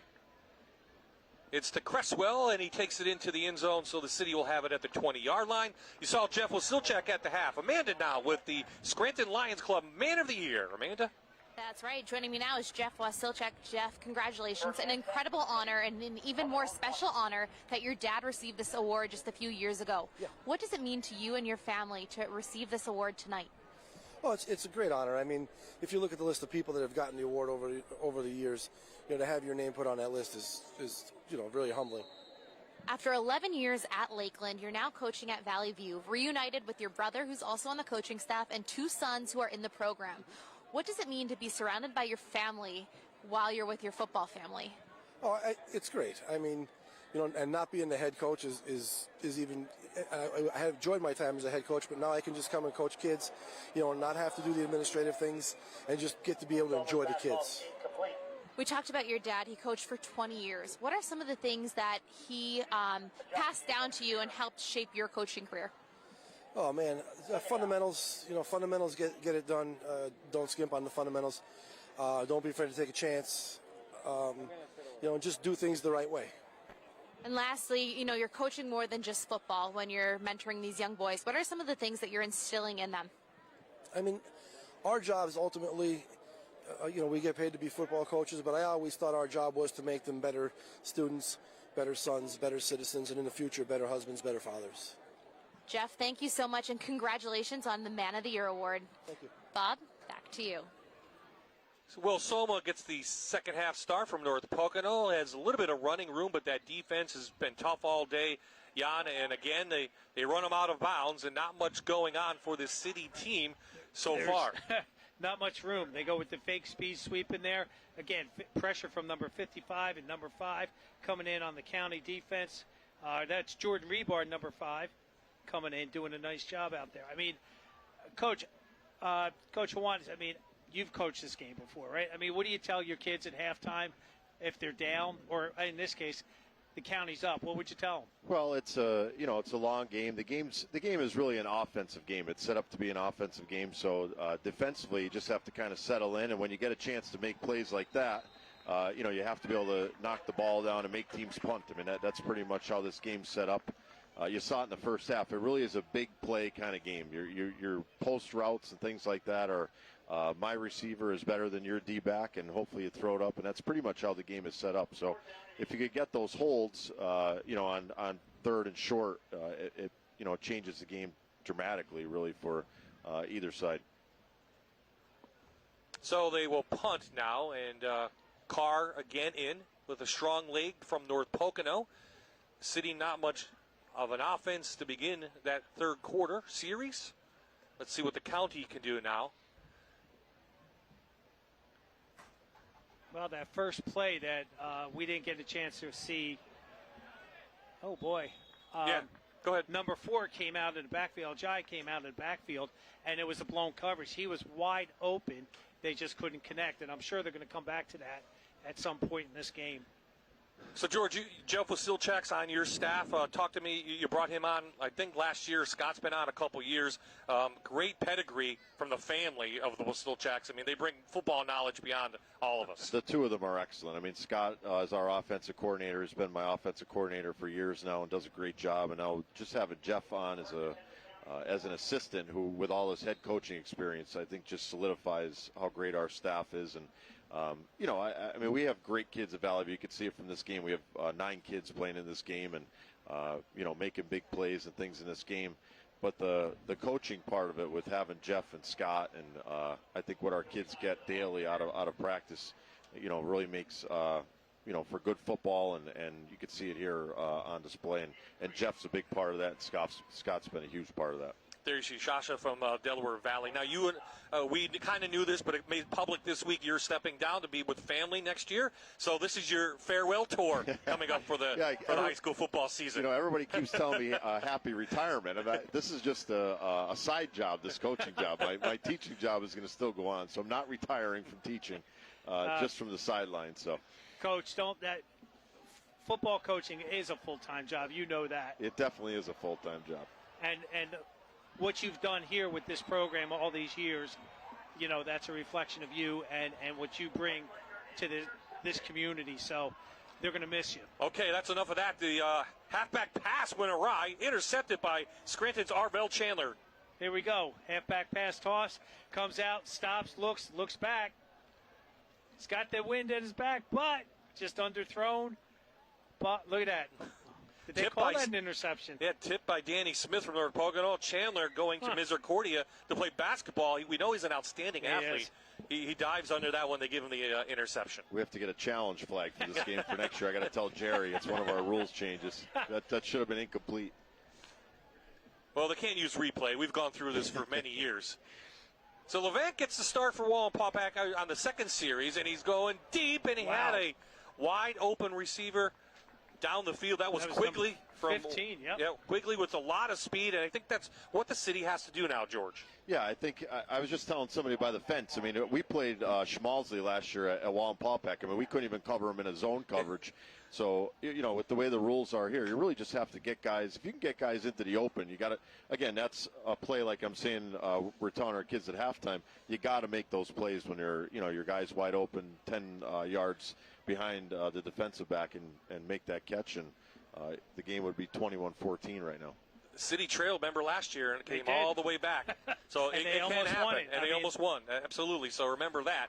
So second down coming up. With Levant in at QB. Little screen set up. Thompson, not much blocking out front.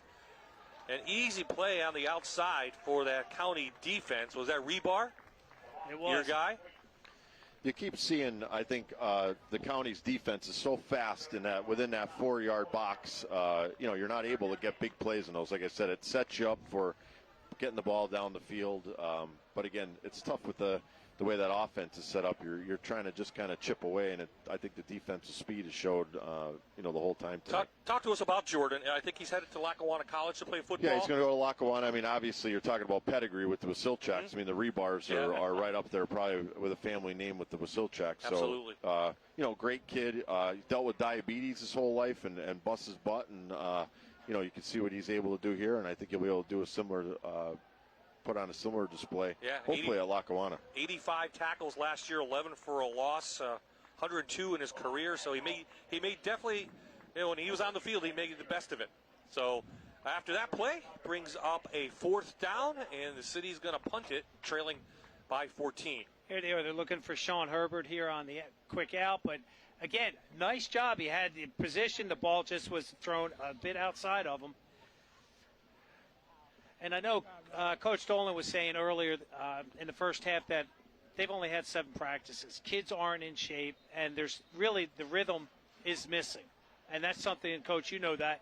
The more you have these kids, just like your regular team, they get better. They know what to expect. Yeah. So it really is tough. I mean, when I coached the game the first time around, we had 2 weeks. Then they trimmed it down to really like 7 days. Yeah.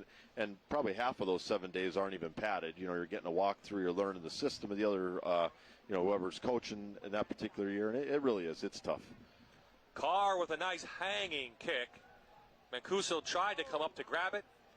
He can't.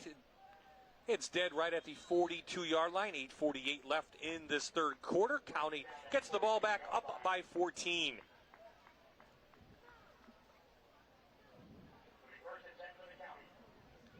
See who comes back out as quarterback. It looks like it will be the Mid-Valley product. Cameron Ricardo, headed to Penn State Scranton, won't play any sports. He's a great basketball player as well.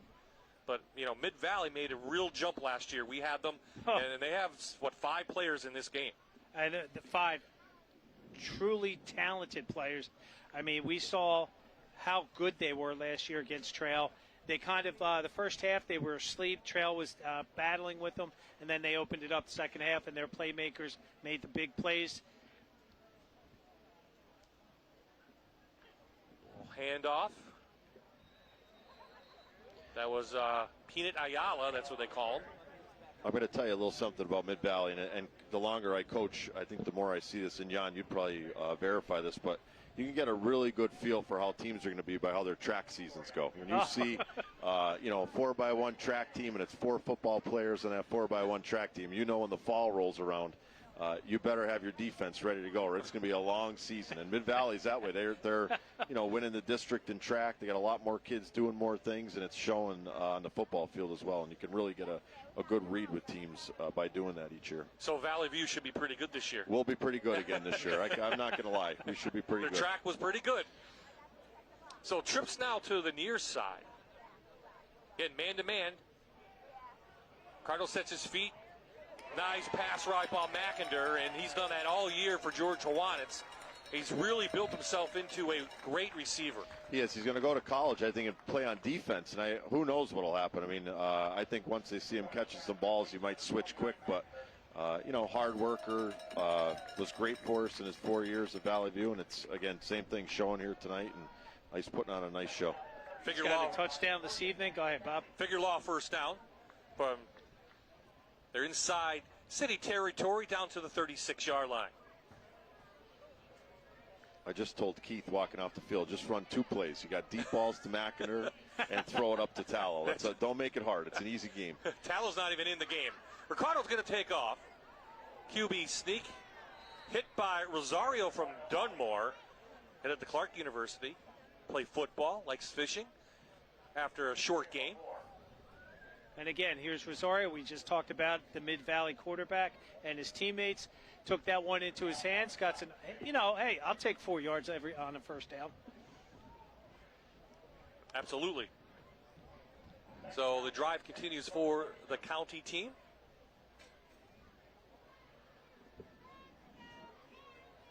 County won last year, 31-29. They trail the series by 2 games. So they're getting there. They're getting closer. I like the fact a couple of years ago that they switched around some of the teams on who's the county, who's the city. You're seeing much closer games now, I think, and it's really evening up the playing field. Do they switch that every year? No, it was the same way for years, and they just switched it a couple of years ago. Okay, timeout on the field. 6:26 left in the third, and we'll be right back to the 88th annual Lions Club Dream Game.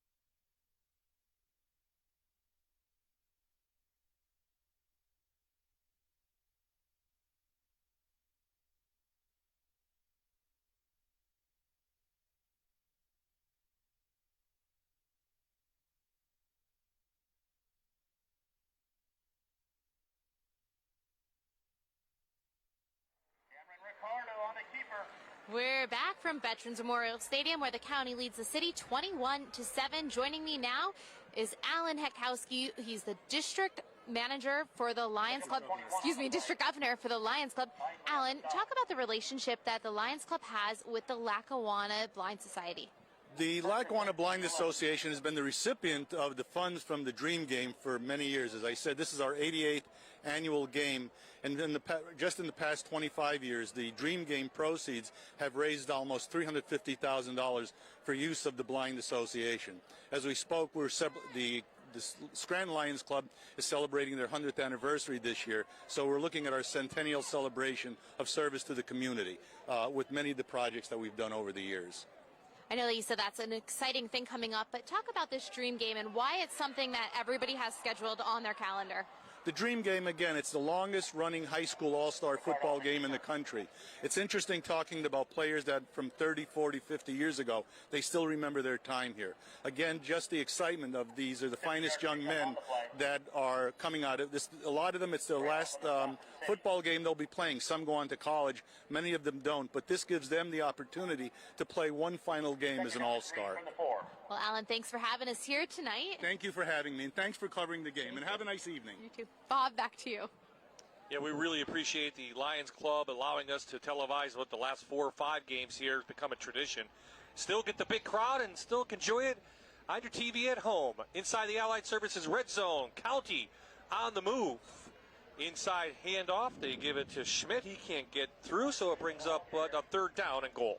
And again, this series has been taken over by Cameron Ricardo right here. He's looking for a pass play. Oh, no, this is that one play that we missed right prior during the interview.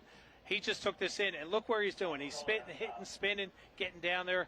Sets up the County for another inside the red zone for another score. And this is his second play. He also took it in, and that's where they're at right now. So on third down, little pitch. Ayala right at the goal. They'll give him the touchdown. He got the ball across. Touchdown County. They extend their lead. So he's headed to Kings, gained almost 1,800 yards, 21 touchdowns last season, and he adds a Dream Game touchdown as well. Power eye right, toss right. Ball came in and heads up play by number 44. Coach, KISS method. Just keep it simple, right? That's it. It's easy. I think you're starting to see the city get a little worn down. I mean, they've been going 3 and out pretty much on offense, and now the county's having these long, sustained drives, and they're wearing them down. You can just see they're getting a little tired, and I think it's making their life a little bit easier for the county team now.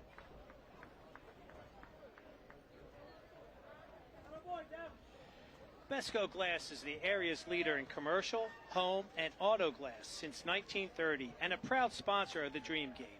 For quality products and service, Mesco Glass is the name you can count on.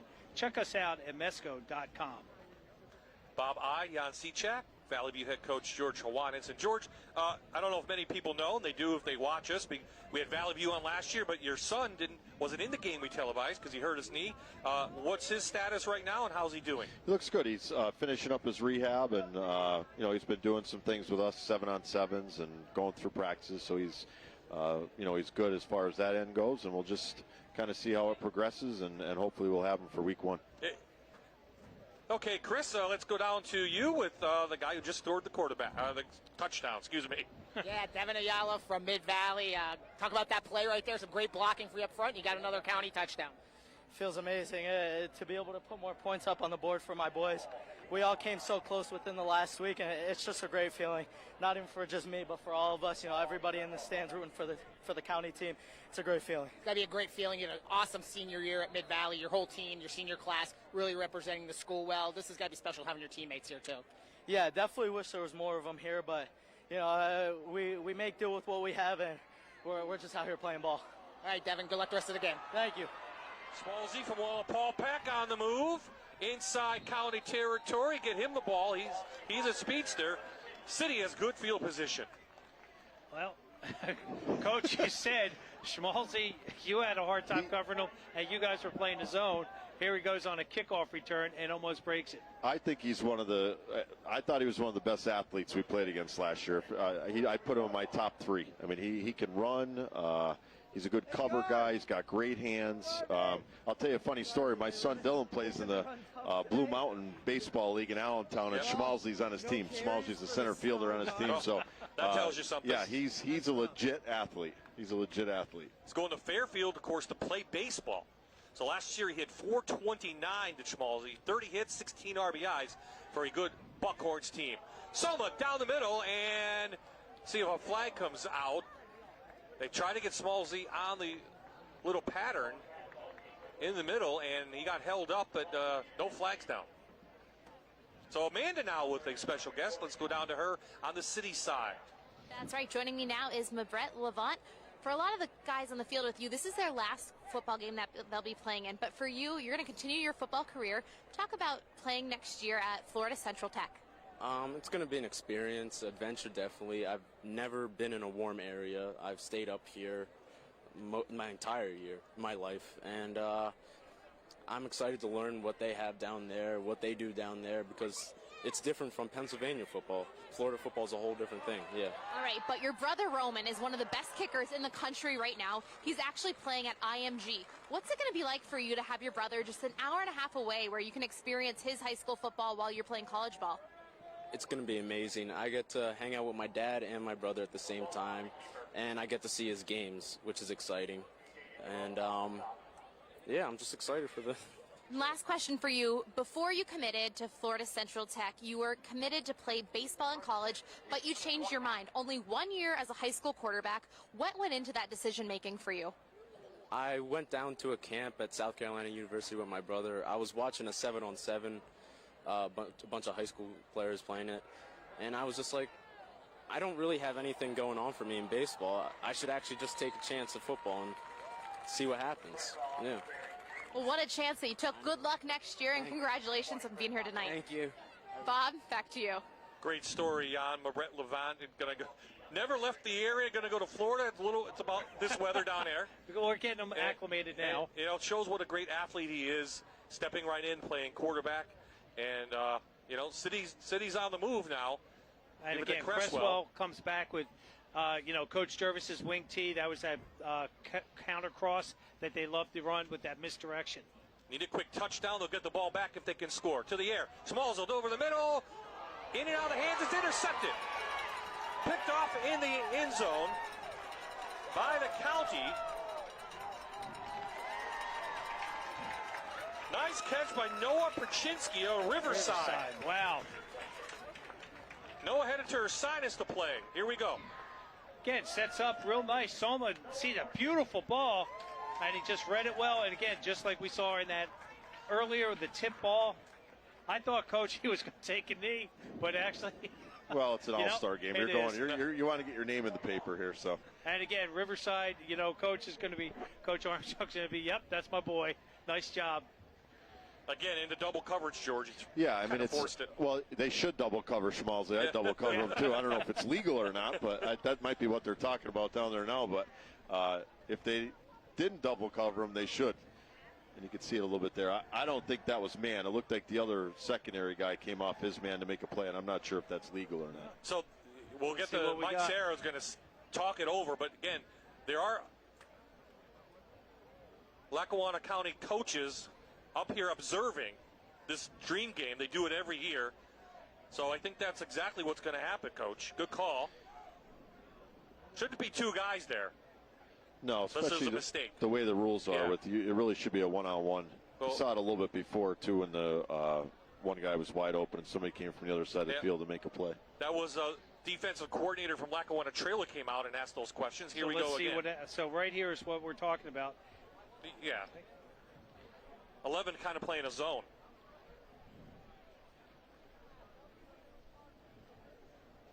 Jaden DeRosa kind of just playing a zone at safety. I'm not sure. I mean, I know what the rules are, but I didn't see any other man from that formation coming out. Yeah, I don't know how. I can't remember how the rule is if you don't get anybody that comes out of the backfield or a receiver immediately, what you're able to do or not able to do. But I'm assuming. And I'm going to tell you this, if the score wasn't 28-7, that wouldn't have got called as an encroachment. So that probably plays a little role in this as well. Keith Olson, we're asking same questions that we are. But no matter what, City gets the ball, second down and 2. 2:12 left in the third quarter. They trail by 21, so it benefits the city team. And they have so let's see, they had two by one. They kept the running back in. So how is that supposed to be played, Coach? Yeah, I don't know. Like I said, I know everything's supposed to be straight man. I think you can stay within a certain box if you don't get anybody out. So that's probably. I mean, it is what it is. Yeah, but I agree with you. I mean, I think you should be able to play it too. Soma shoots through. It's a figure law first down inside the Allied Services red zone to the 13-yard line. And City now trying to convert.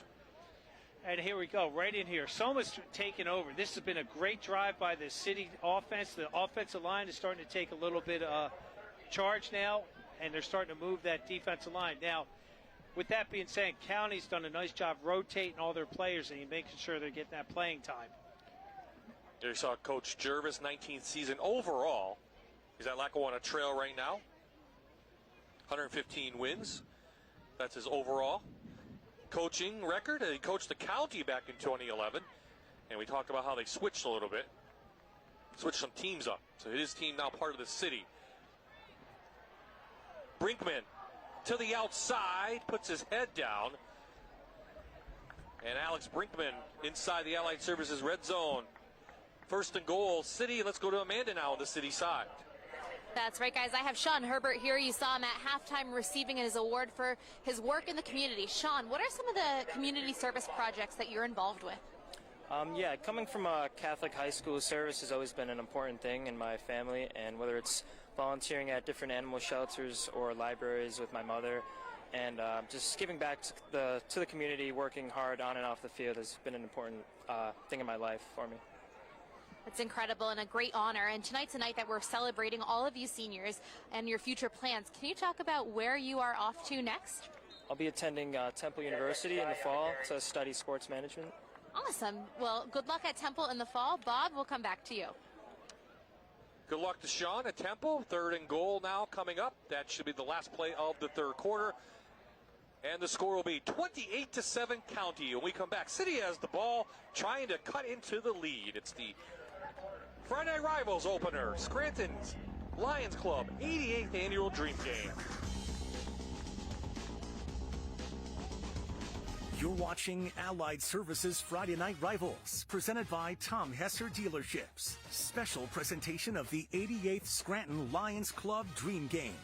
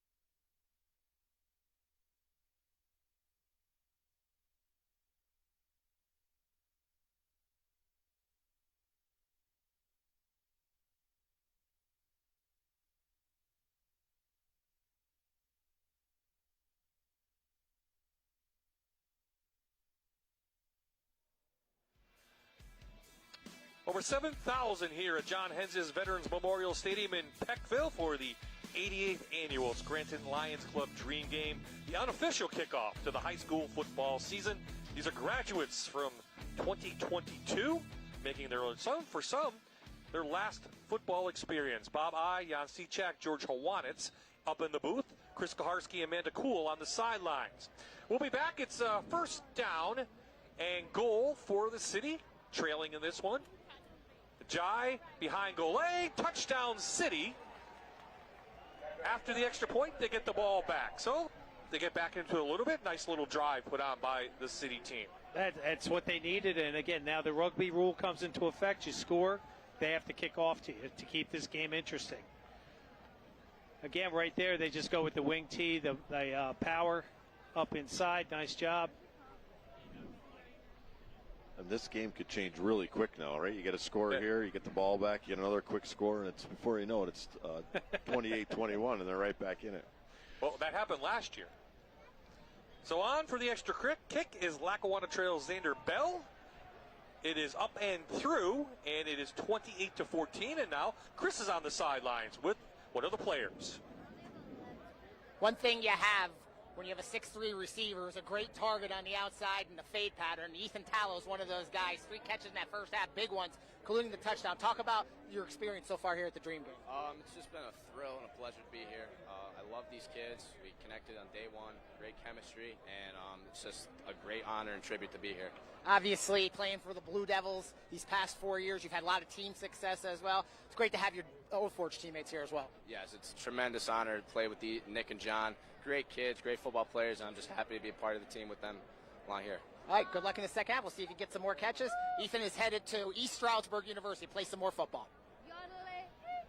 Should be pretty good at East Stroudsburg, down with Coach Terwilliger.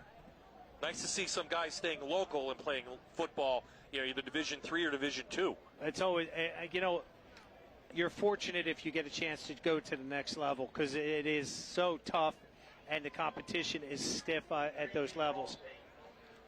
Chris needs to go tell Ethan to go tap on Coach Olsmer's shoulder and tell him get him back in on offense.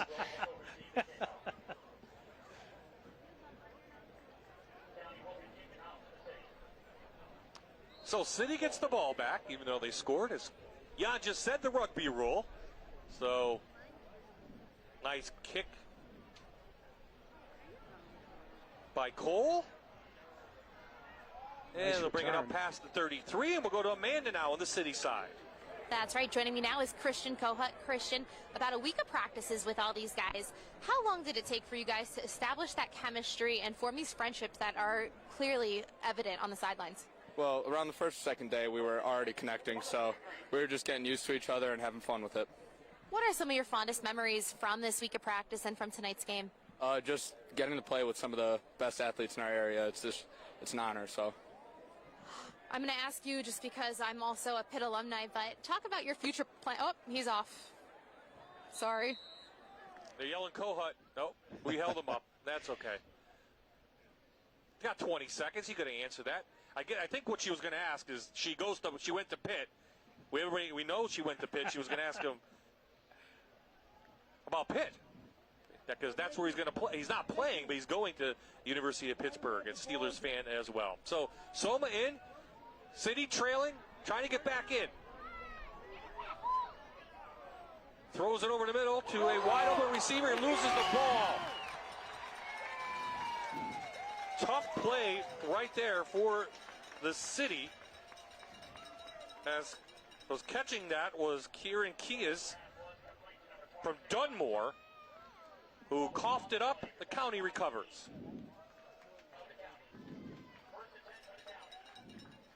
So here you see it again. Just lost the ball. Just lost it. And again, that was Charlie Thompson. That kid was the spark plug for Scranton all year. I mean, he was their go-to guy, Coach. He would have done great things if he was up here with you. He just has a heart of a lion and just kept fighting. I'm going to take a little credit for that because that's 2 of our Valley View kids working on our strip drill. We did all for the last 4 years, so I'm happy for them. Absolutely. You saw a blue helmet in there. County gets the ball back. Ross is now quarterbacking, CJ. And he connects over the middle to Mancuso from Lakeland. His first catch of the day. He had 6 touchdowns for the Chiefs last year. They go with the motion, like the speed, and again, they just set up. Right, nice job on the comeback in there. And we have an injured player. We do. Cramps, I'll bet. Yep. What do you think, Coach? Yeah, that's what it looks like. It's getting hot, sticky, and long game. It's one of the big guys, too. Yeah. So, George, now that your farewell tour is coming up, how about, you played at Valley View, you went for a state championship at Valley View, you played at Bucknell, and then you get to return back later on after taking over for Coach Pizzalia. Cougar is in your blood here. You've stayed here, your family's here. What's it meant to just come back here and be part of the Cougar? Yeah, it's been great. Somebody asked me the other day why would I want to give this up? We're doing so well. We've been winning district championships, we're getting kids going to college, and it really just gets to a point where I think you kind of see that you've done what you can do. I've done it for 16 years. It's not something I foresee myself doing for 40 like some other people do. And, I'm hoping Scott's going to take over next year, and his brother and our staff will stay. And, the program's at one of its highest levels, I think, that it's been in a while now. And I think those guys will do a great job of moving it forward. Absolutely. So Amanda now is on the sidelines with the city player as the county has the ball. Amanda, who do you have? That's right. I have Shadrach Ajayi. Shadrach, moving on next year, you're going to play at Carnegie Mellon University. What do you think, your summer workouts, you said you've had a lot of running to do, but how has that helped you in tonight's game? It's definitely got me conditioned, because normally on a hot day like this, I'd be really tired, but after doing all the running, I feel pretty good. What are your expectations for going to CMU next year? Play hard, study hard for sure. Football is kind of just like a second option. I kind of just want to pass my classes and get my degree. What will you be studying? Mechanical engineering. Awesome. Well, good luck at Carnegie Mellon. It's great to see you out there. Thanks. Bob, back to you. So the county inside the Allied Services red zone trying to extend this lead. We're into the fourth quarter here. Nice crowd on hand. It's kind of cooled down. Yeah, it feels like it's a nice, cool 80 degrees. Yeah, cool 80. Little breeze. We've had worse.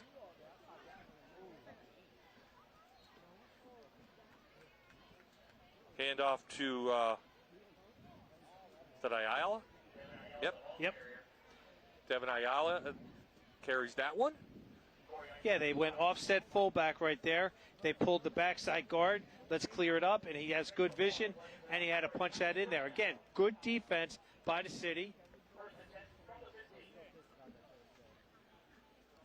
Keith's going to go to the DV stall offense now. You're going to see it's going to be run, chop this clock down to about 6 minutes by the time they get the ball back, and by that time it's going to be hard to get all those touchdowns that you need to be able to come back here. Yeah, well, they have to give the full back, Nick Tomasetti out of Western Wayne one. 5'7", 210. He had 452 yards last year. He actually had a 100-yard game last year against West Scranton.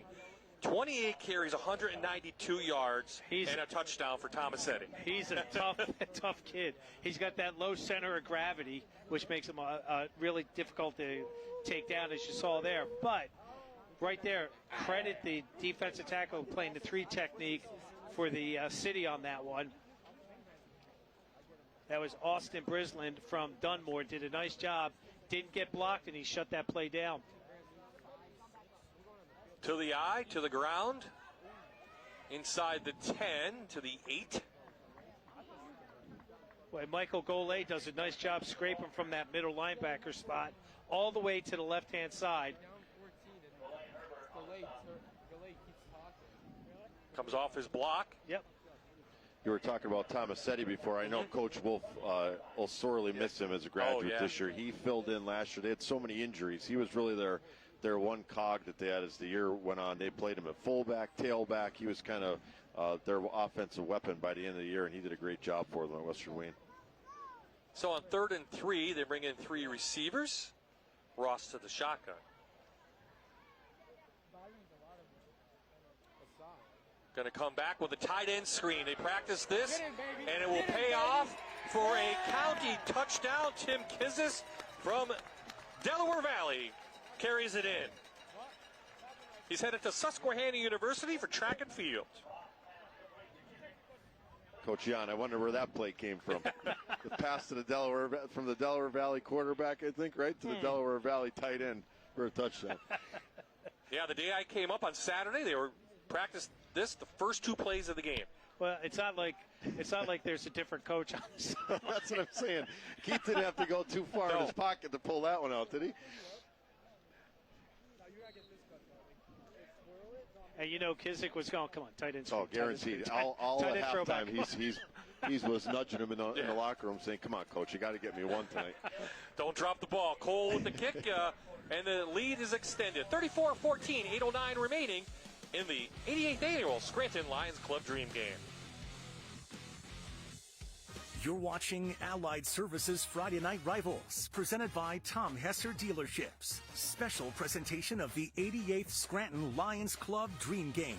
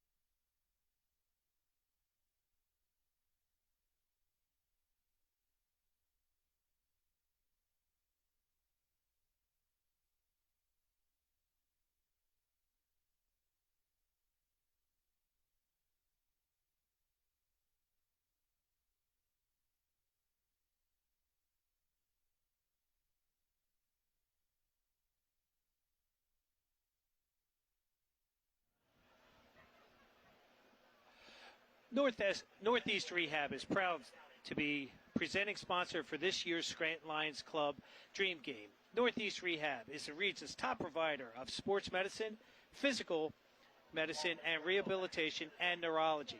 The Concussion Care Clinic team, led by Dr. Paul Horkus, is dedicated to safely returning patients to sports and other normal life activities. That's Northeast Rehab. So we are back after the county score. Cole will kick it off. Nice deep kick to Cresswell from Lackawanna Trail, look like at the 9. Has some running room, and they get it up to the 30-yard line. We're at the 8-minute mark here in the Dream Game. Been all county, pretty much all the way. City got within 14-7 in the first half, but since then county has pulled away. City's also turned the ball over a couple times as well. Lackawanna Trail and Delaware Valley cheerleaders here representing their teams.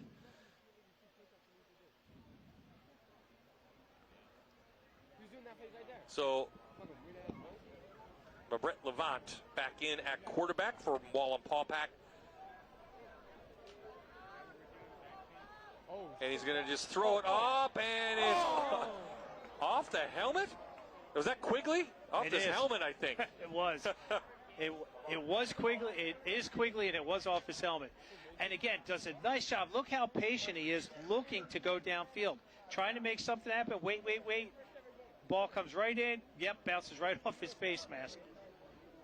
That's a tough play for a receiver. He's into a full slide kind of away, and that ball comes, it gets on you quicker than you think. It's hard enough to catch a ball normally, right? You know, you're in a full baseball slide. It makes it even harder.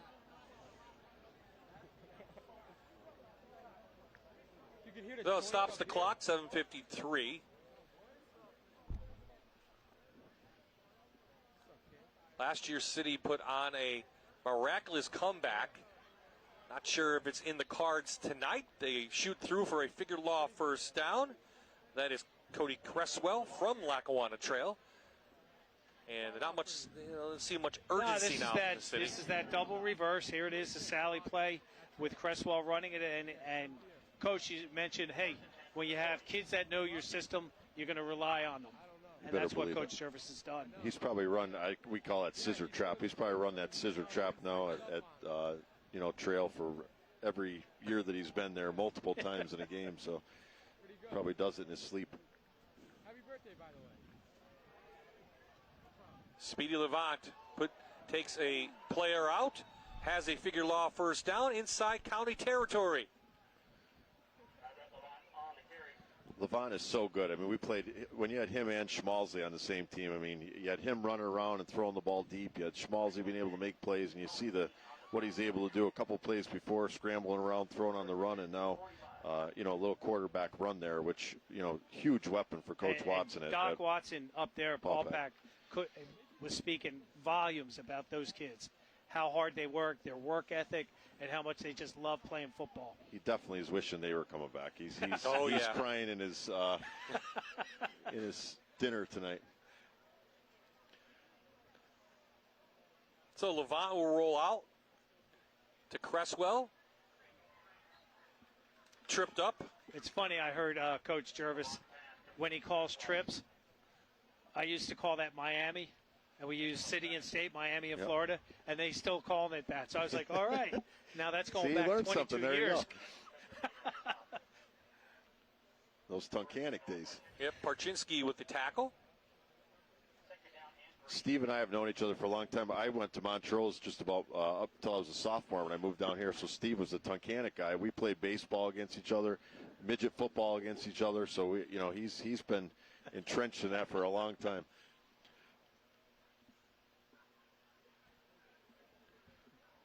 Nice move by Thompson. Picks up a figure law first down. He's hard to take down up near the 25. Stop the clock. City on the move. We've seen that a couple times. We cover the Knights. Just a tough kid. He likes dirt bikes, and that doesn't really surprise me. But where do you ride in Scranton? You don't. Well, you don't. It's through the streets. It's Scranton. I live there all the time. They don't.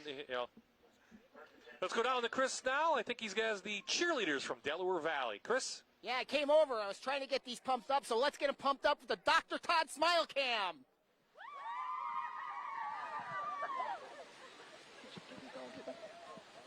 Smile, smile. Great smiles there from the cheerleaders from Delaware Valley. We welcome Dr. Todd back in for our Friday Night Rivals season, which we will kick off August 26th. We will have Scranton Prep at Lakeland. Week 2, we'll be right back here, Berwick and Valley View. So we'll take a look at that schedule a little bit later on. Coach, new divisions this year.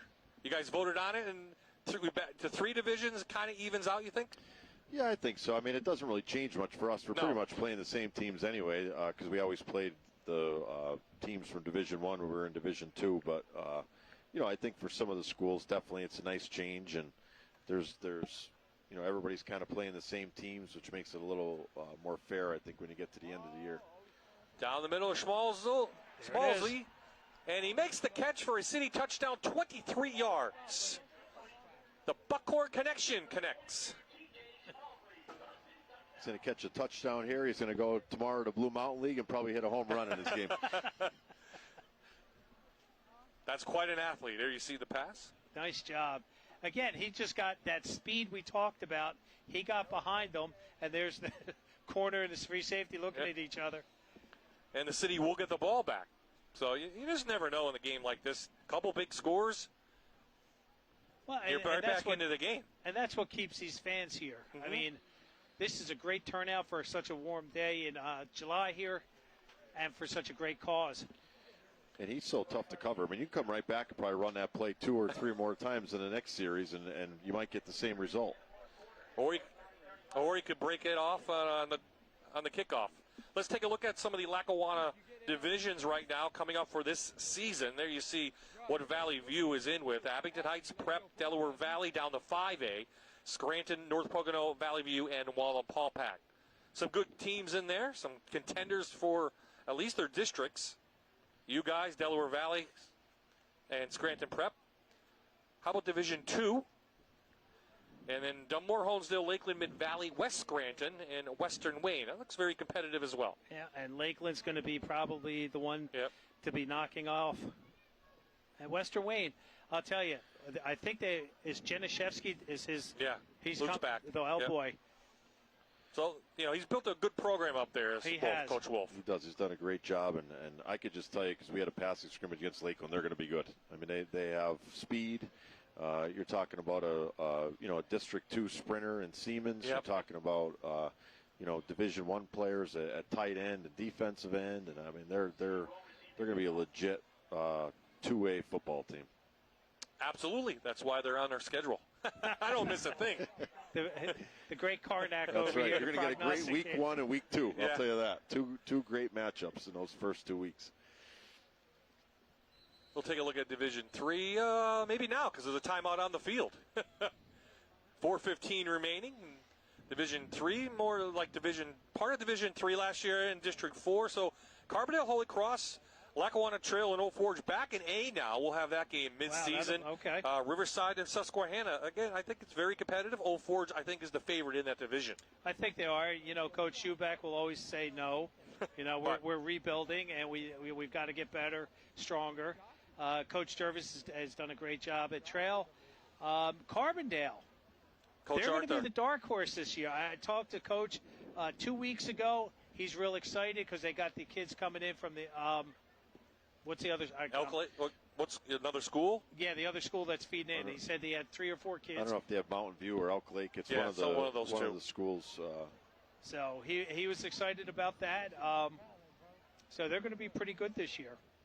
Well, they missed a year because of COVID, and then Jeff came in, and they thought they played pretty well last year. They did, and first-year head coach, and he did a real nice job up there. The key with those schools is they just can't get beat up during the year, so that allows for schools like Carbondale to not have to play, up and with the bigger divisions, and they can, schools like that. I think when they get to that point, they can really build on it, and you see them doing a lot better as the years go. I don't mean to cut you off. How many kids are you going to have on your roster this year? I'm going to be right around.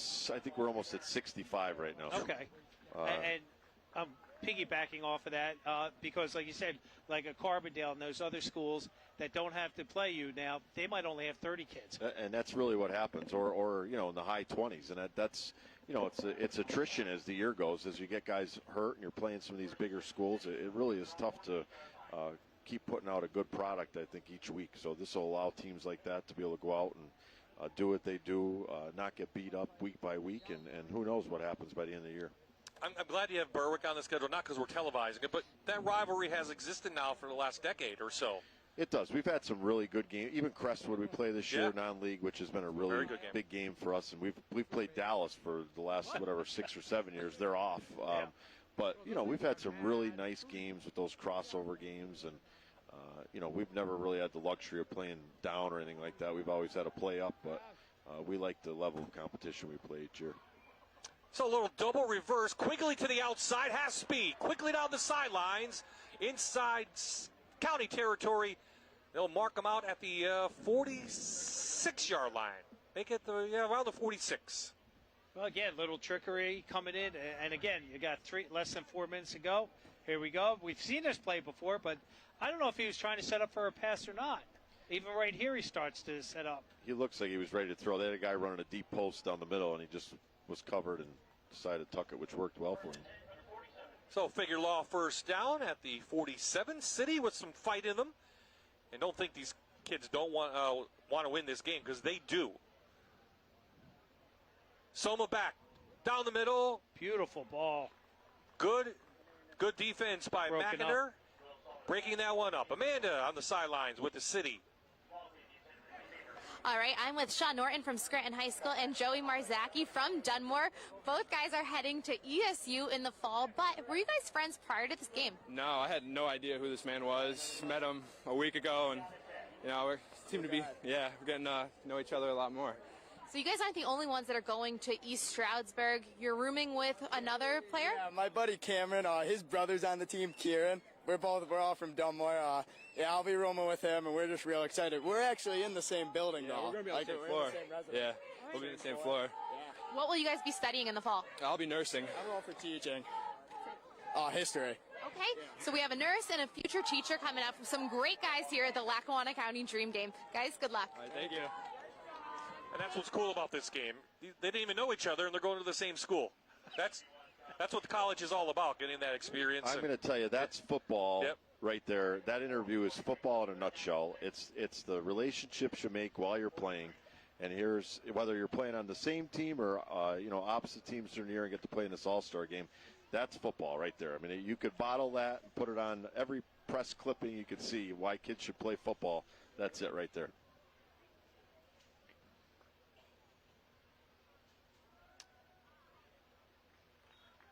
To the ground, Brinkman again, not sure. Coach knows he's trailing, right? I mean, I'm going to tell Coach Jervis. Right? I'm going to tell Coach Jervis, you got it the first time. Yeah. Now you're trying to go to the well way too many times. Just throw it to the wall, Paul Pack kids. Of course, if they're being defended by a Valley View defender, we'll see how that goes. Those kids know how to strip and cover, so. I remember years ago we played Western Wayne, and Butch Keller was coaching there, who was a big proponent of that double wing and all that scissor trap. And they got us early with a scissor trap. And I remember my kids going over on the sideline. I was like, if you give that scissor trap up one more time, you're going to run home from the game. And I don't think they got a yard off at the rest of the game. Soma back, little screen, Jai, great defense on the outside. Speaking of Valley View, I think that's Rebar again, made the tackle. Rebar's all over the place tonight, and that's really what he did for us as our will linebacker, too. He's all over. He was a blitzer, a cover guy like this. He's a great tackler. You see it right here. Coach Jan would love players like that when he coached, years ago. Those guys that could fly around, just make plays. Just do it instinctively.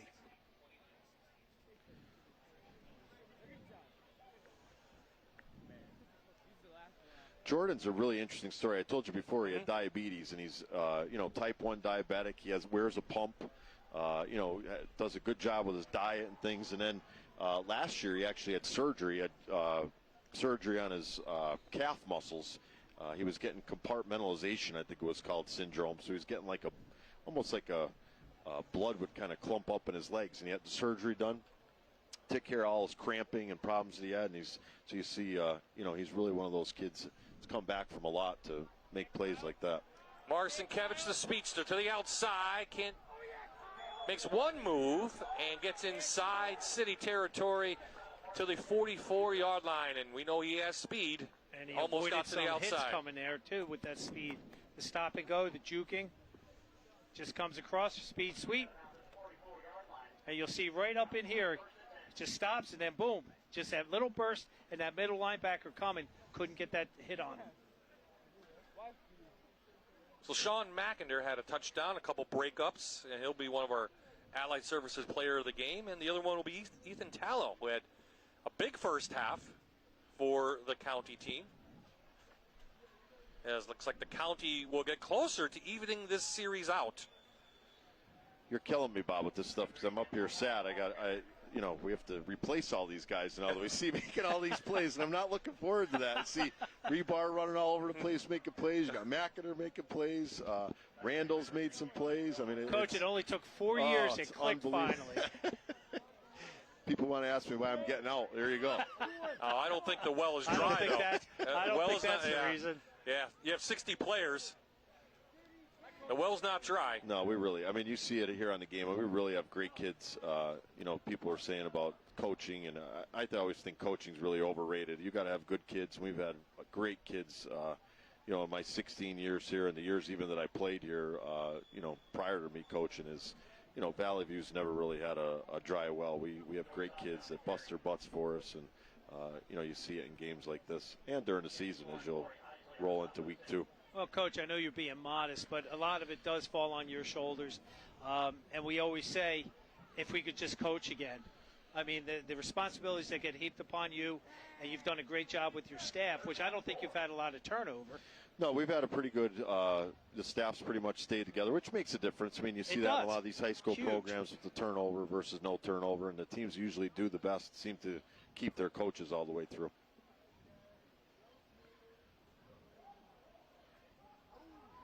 But you heard Jeff even at halftime, and you're a facilitator as a coach. You're a little extracurricular here. No, I would have thought that would have started 5 minutes ago. So that's pretty good. You made it all the way to 30 seconds. 30 seconds. I saw that it was getting chippy right at the end of the third with a couple of players, and that's not what this game is about at all. And Coach Prosciutti actually during the media day addresses that to the kids, saying, don't be a knucklehead. This isn't about you. It's about what we're fundraising for. Yeah, and I think, there's always still bad blood, I think, when you get in some of these games. You've played some of these kids for 4 years that have been on, the other sideline when you've played during regular seasons and playoff games, and it's been pretty good. Like I said, you're all the way down to 30 seconds to have, and that was minor, I think, when you look at some of the things.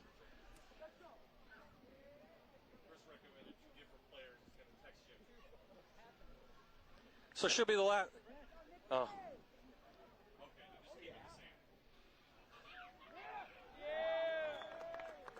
That should be the last play of the game.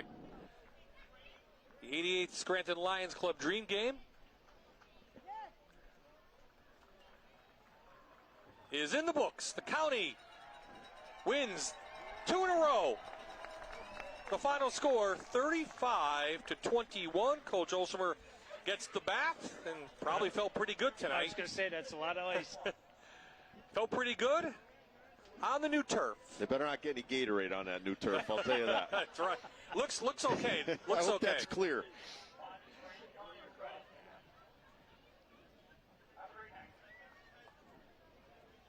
So pretty much what we expected. Good talent on the outside from the county team. Quarterback got them the ball, and that may be the difference. And what was the key to the game? Coach Olshamer wanted to get the ball to his playmakers, and that's exactly what he did. Again, a great cause, great game, and it's just a wonderful situation here for these kids. One last time for some of these kids to ever suit up again, and now the other kids, it's on to their futures. It is. It's great. You'll see the kids. I always tell our kids at Valley View, you get to wear that paw on that helmet for one more game. Make the most of that. And I'm sure every coach would tell their kids the same thing. You're here to showcase your talents with your high school, really for the last time wearing that helmet. And it's a big deal, and that's why so many kids keep going. And this game's been going on for the amount of years it's been going on. Making your family, your team, and your school proud. Speaking of proud Valley View, Dante Randall finished the game with 11 tackles. Coach, I'm sure you're going to miss him. Miss him as well. Jeepers. You're killing me here, Bob. I'm not killing you. I'm going to go into my office in the field house and start crying for about 20 minutes before I go home. You just want to do that to let the fans leave.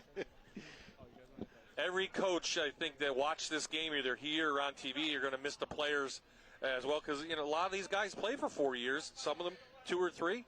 But still, it's a family. They've made great impacts in their own high schools, and even Keith. I mean, I've coached this game twice. You make a lot of great friendships with the kids that I still have talked to some of the kids we coached from other schools in the Dream Game. They'll still come up to me when they see me on a game, or, hey, Coach, remember, back X amount of years ago when we played and did this in the Dream Game. So it's great for those relationships with Keith and the coaches as well.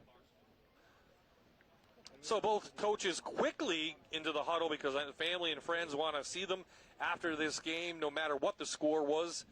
Both coaches will talk to their teams and talk about what it was like coaching in this game and being a part of it. All of them will remember, win or lose, what happened here tonight in Peckville. So a good crowd on hand as always. Football season right around the corner. Friday night rivals will again continue. And here's our schedule. We talked about the first 2 games.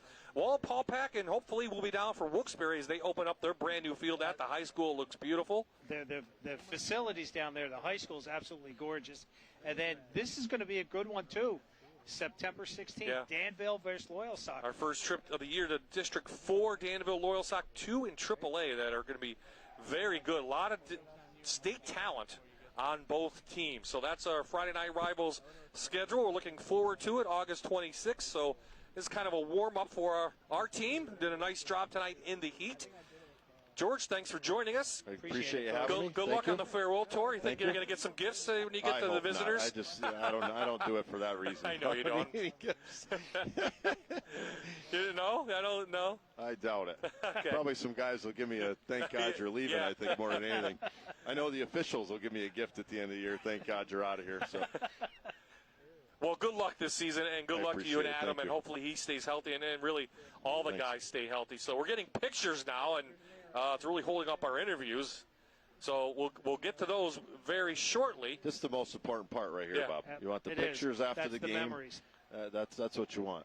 Okay, we got the pictures, and Amanda's with the winning coach. Go ahead, Amanda.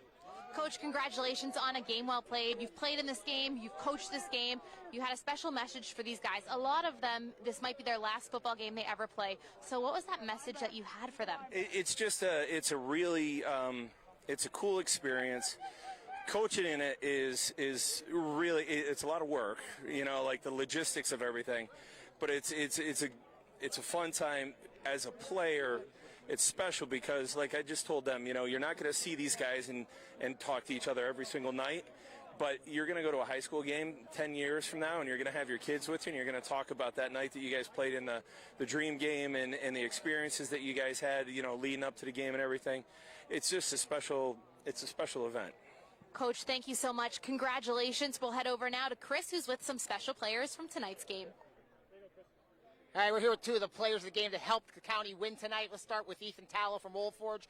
Great team victory for you guys. You were a big part of that. Talk about your quarterback, C.J. Ross. He hooked up with you for a touchdown. Just a great night for you guys. Great kid overall. He's actually going to East Stroudsburg with me, and we just got together and we're like, yo, let's just make this happen. Let's only get one shot, and we did. We had a blast, and it was the best thing we could have asked.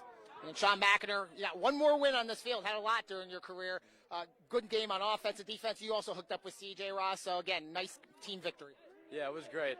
Coming out here with all these guys, really bonded over the last week and a half, receivers, quarterbacks, everybody. It was just a great experience, get one more win, especially with my Valley View guys back here on the field one last time. So I'll cherish this forever. I mean, met a lot of good people, a lot of great friends that are going to be with me further down the line. So I'm just happy. All right, good luck to both these guys in their college careers. Back to you, Bob and Jan. Thank you, Chris and Amanda. Great job on the sidelines tonight, getting our interviews and being part of this special presentation of Friday Night Rivals. And Coach, now Hwanitz is bawling because now he realizes Sean McInern's It'll be a long night Sean McInern's not going to be around. My wife's happy because she's in Avalon, so she won't have to listen to me complain the whole night. She was home with me, so. So a great experience, Sean. Once again, perfect. Kind of a one-sided game, but still a great night overall. Yeah, but they make it so that the other team still has that fighting chance, like I said, with the rugby rule. So, again, next year it's going to be another great game. And Coach Dolan, well, he really wants to be mic'd up. I don't know if the crew can do it, but a great job by our Friday Night Rivals crew. We're getting set for the kickoff. August 26th will be here. Before you know it, we'll have 12 games this season, regular season, and then 2 playoff games. Join us then. The final score in this 88th annual Scranton Lions Club Dream Game, the county wins number 41 in the series, 35-21. For George Hwanitz, Coach Dolan, Jan Cechak, this is Bob Ide saying so long from Valley View.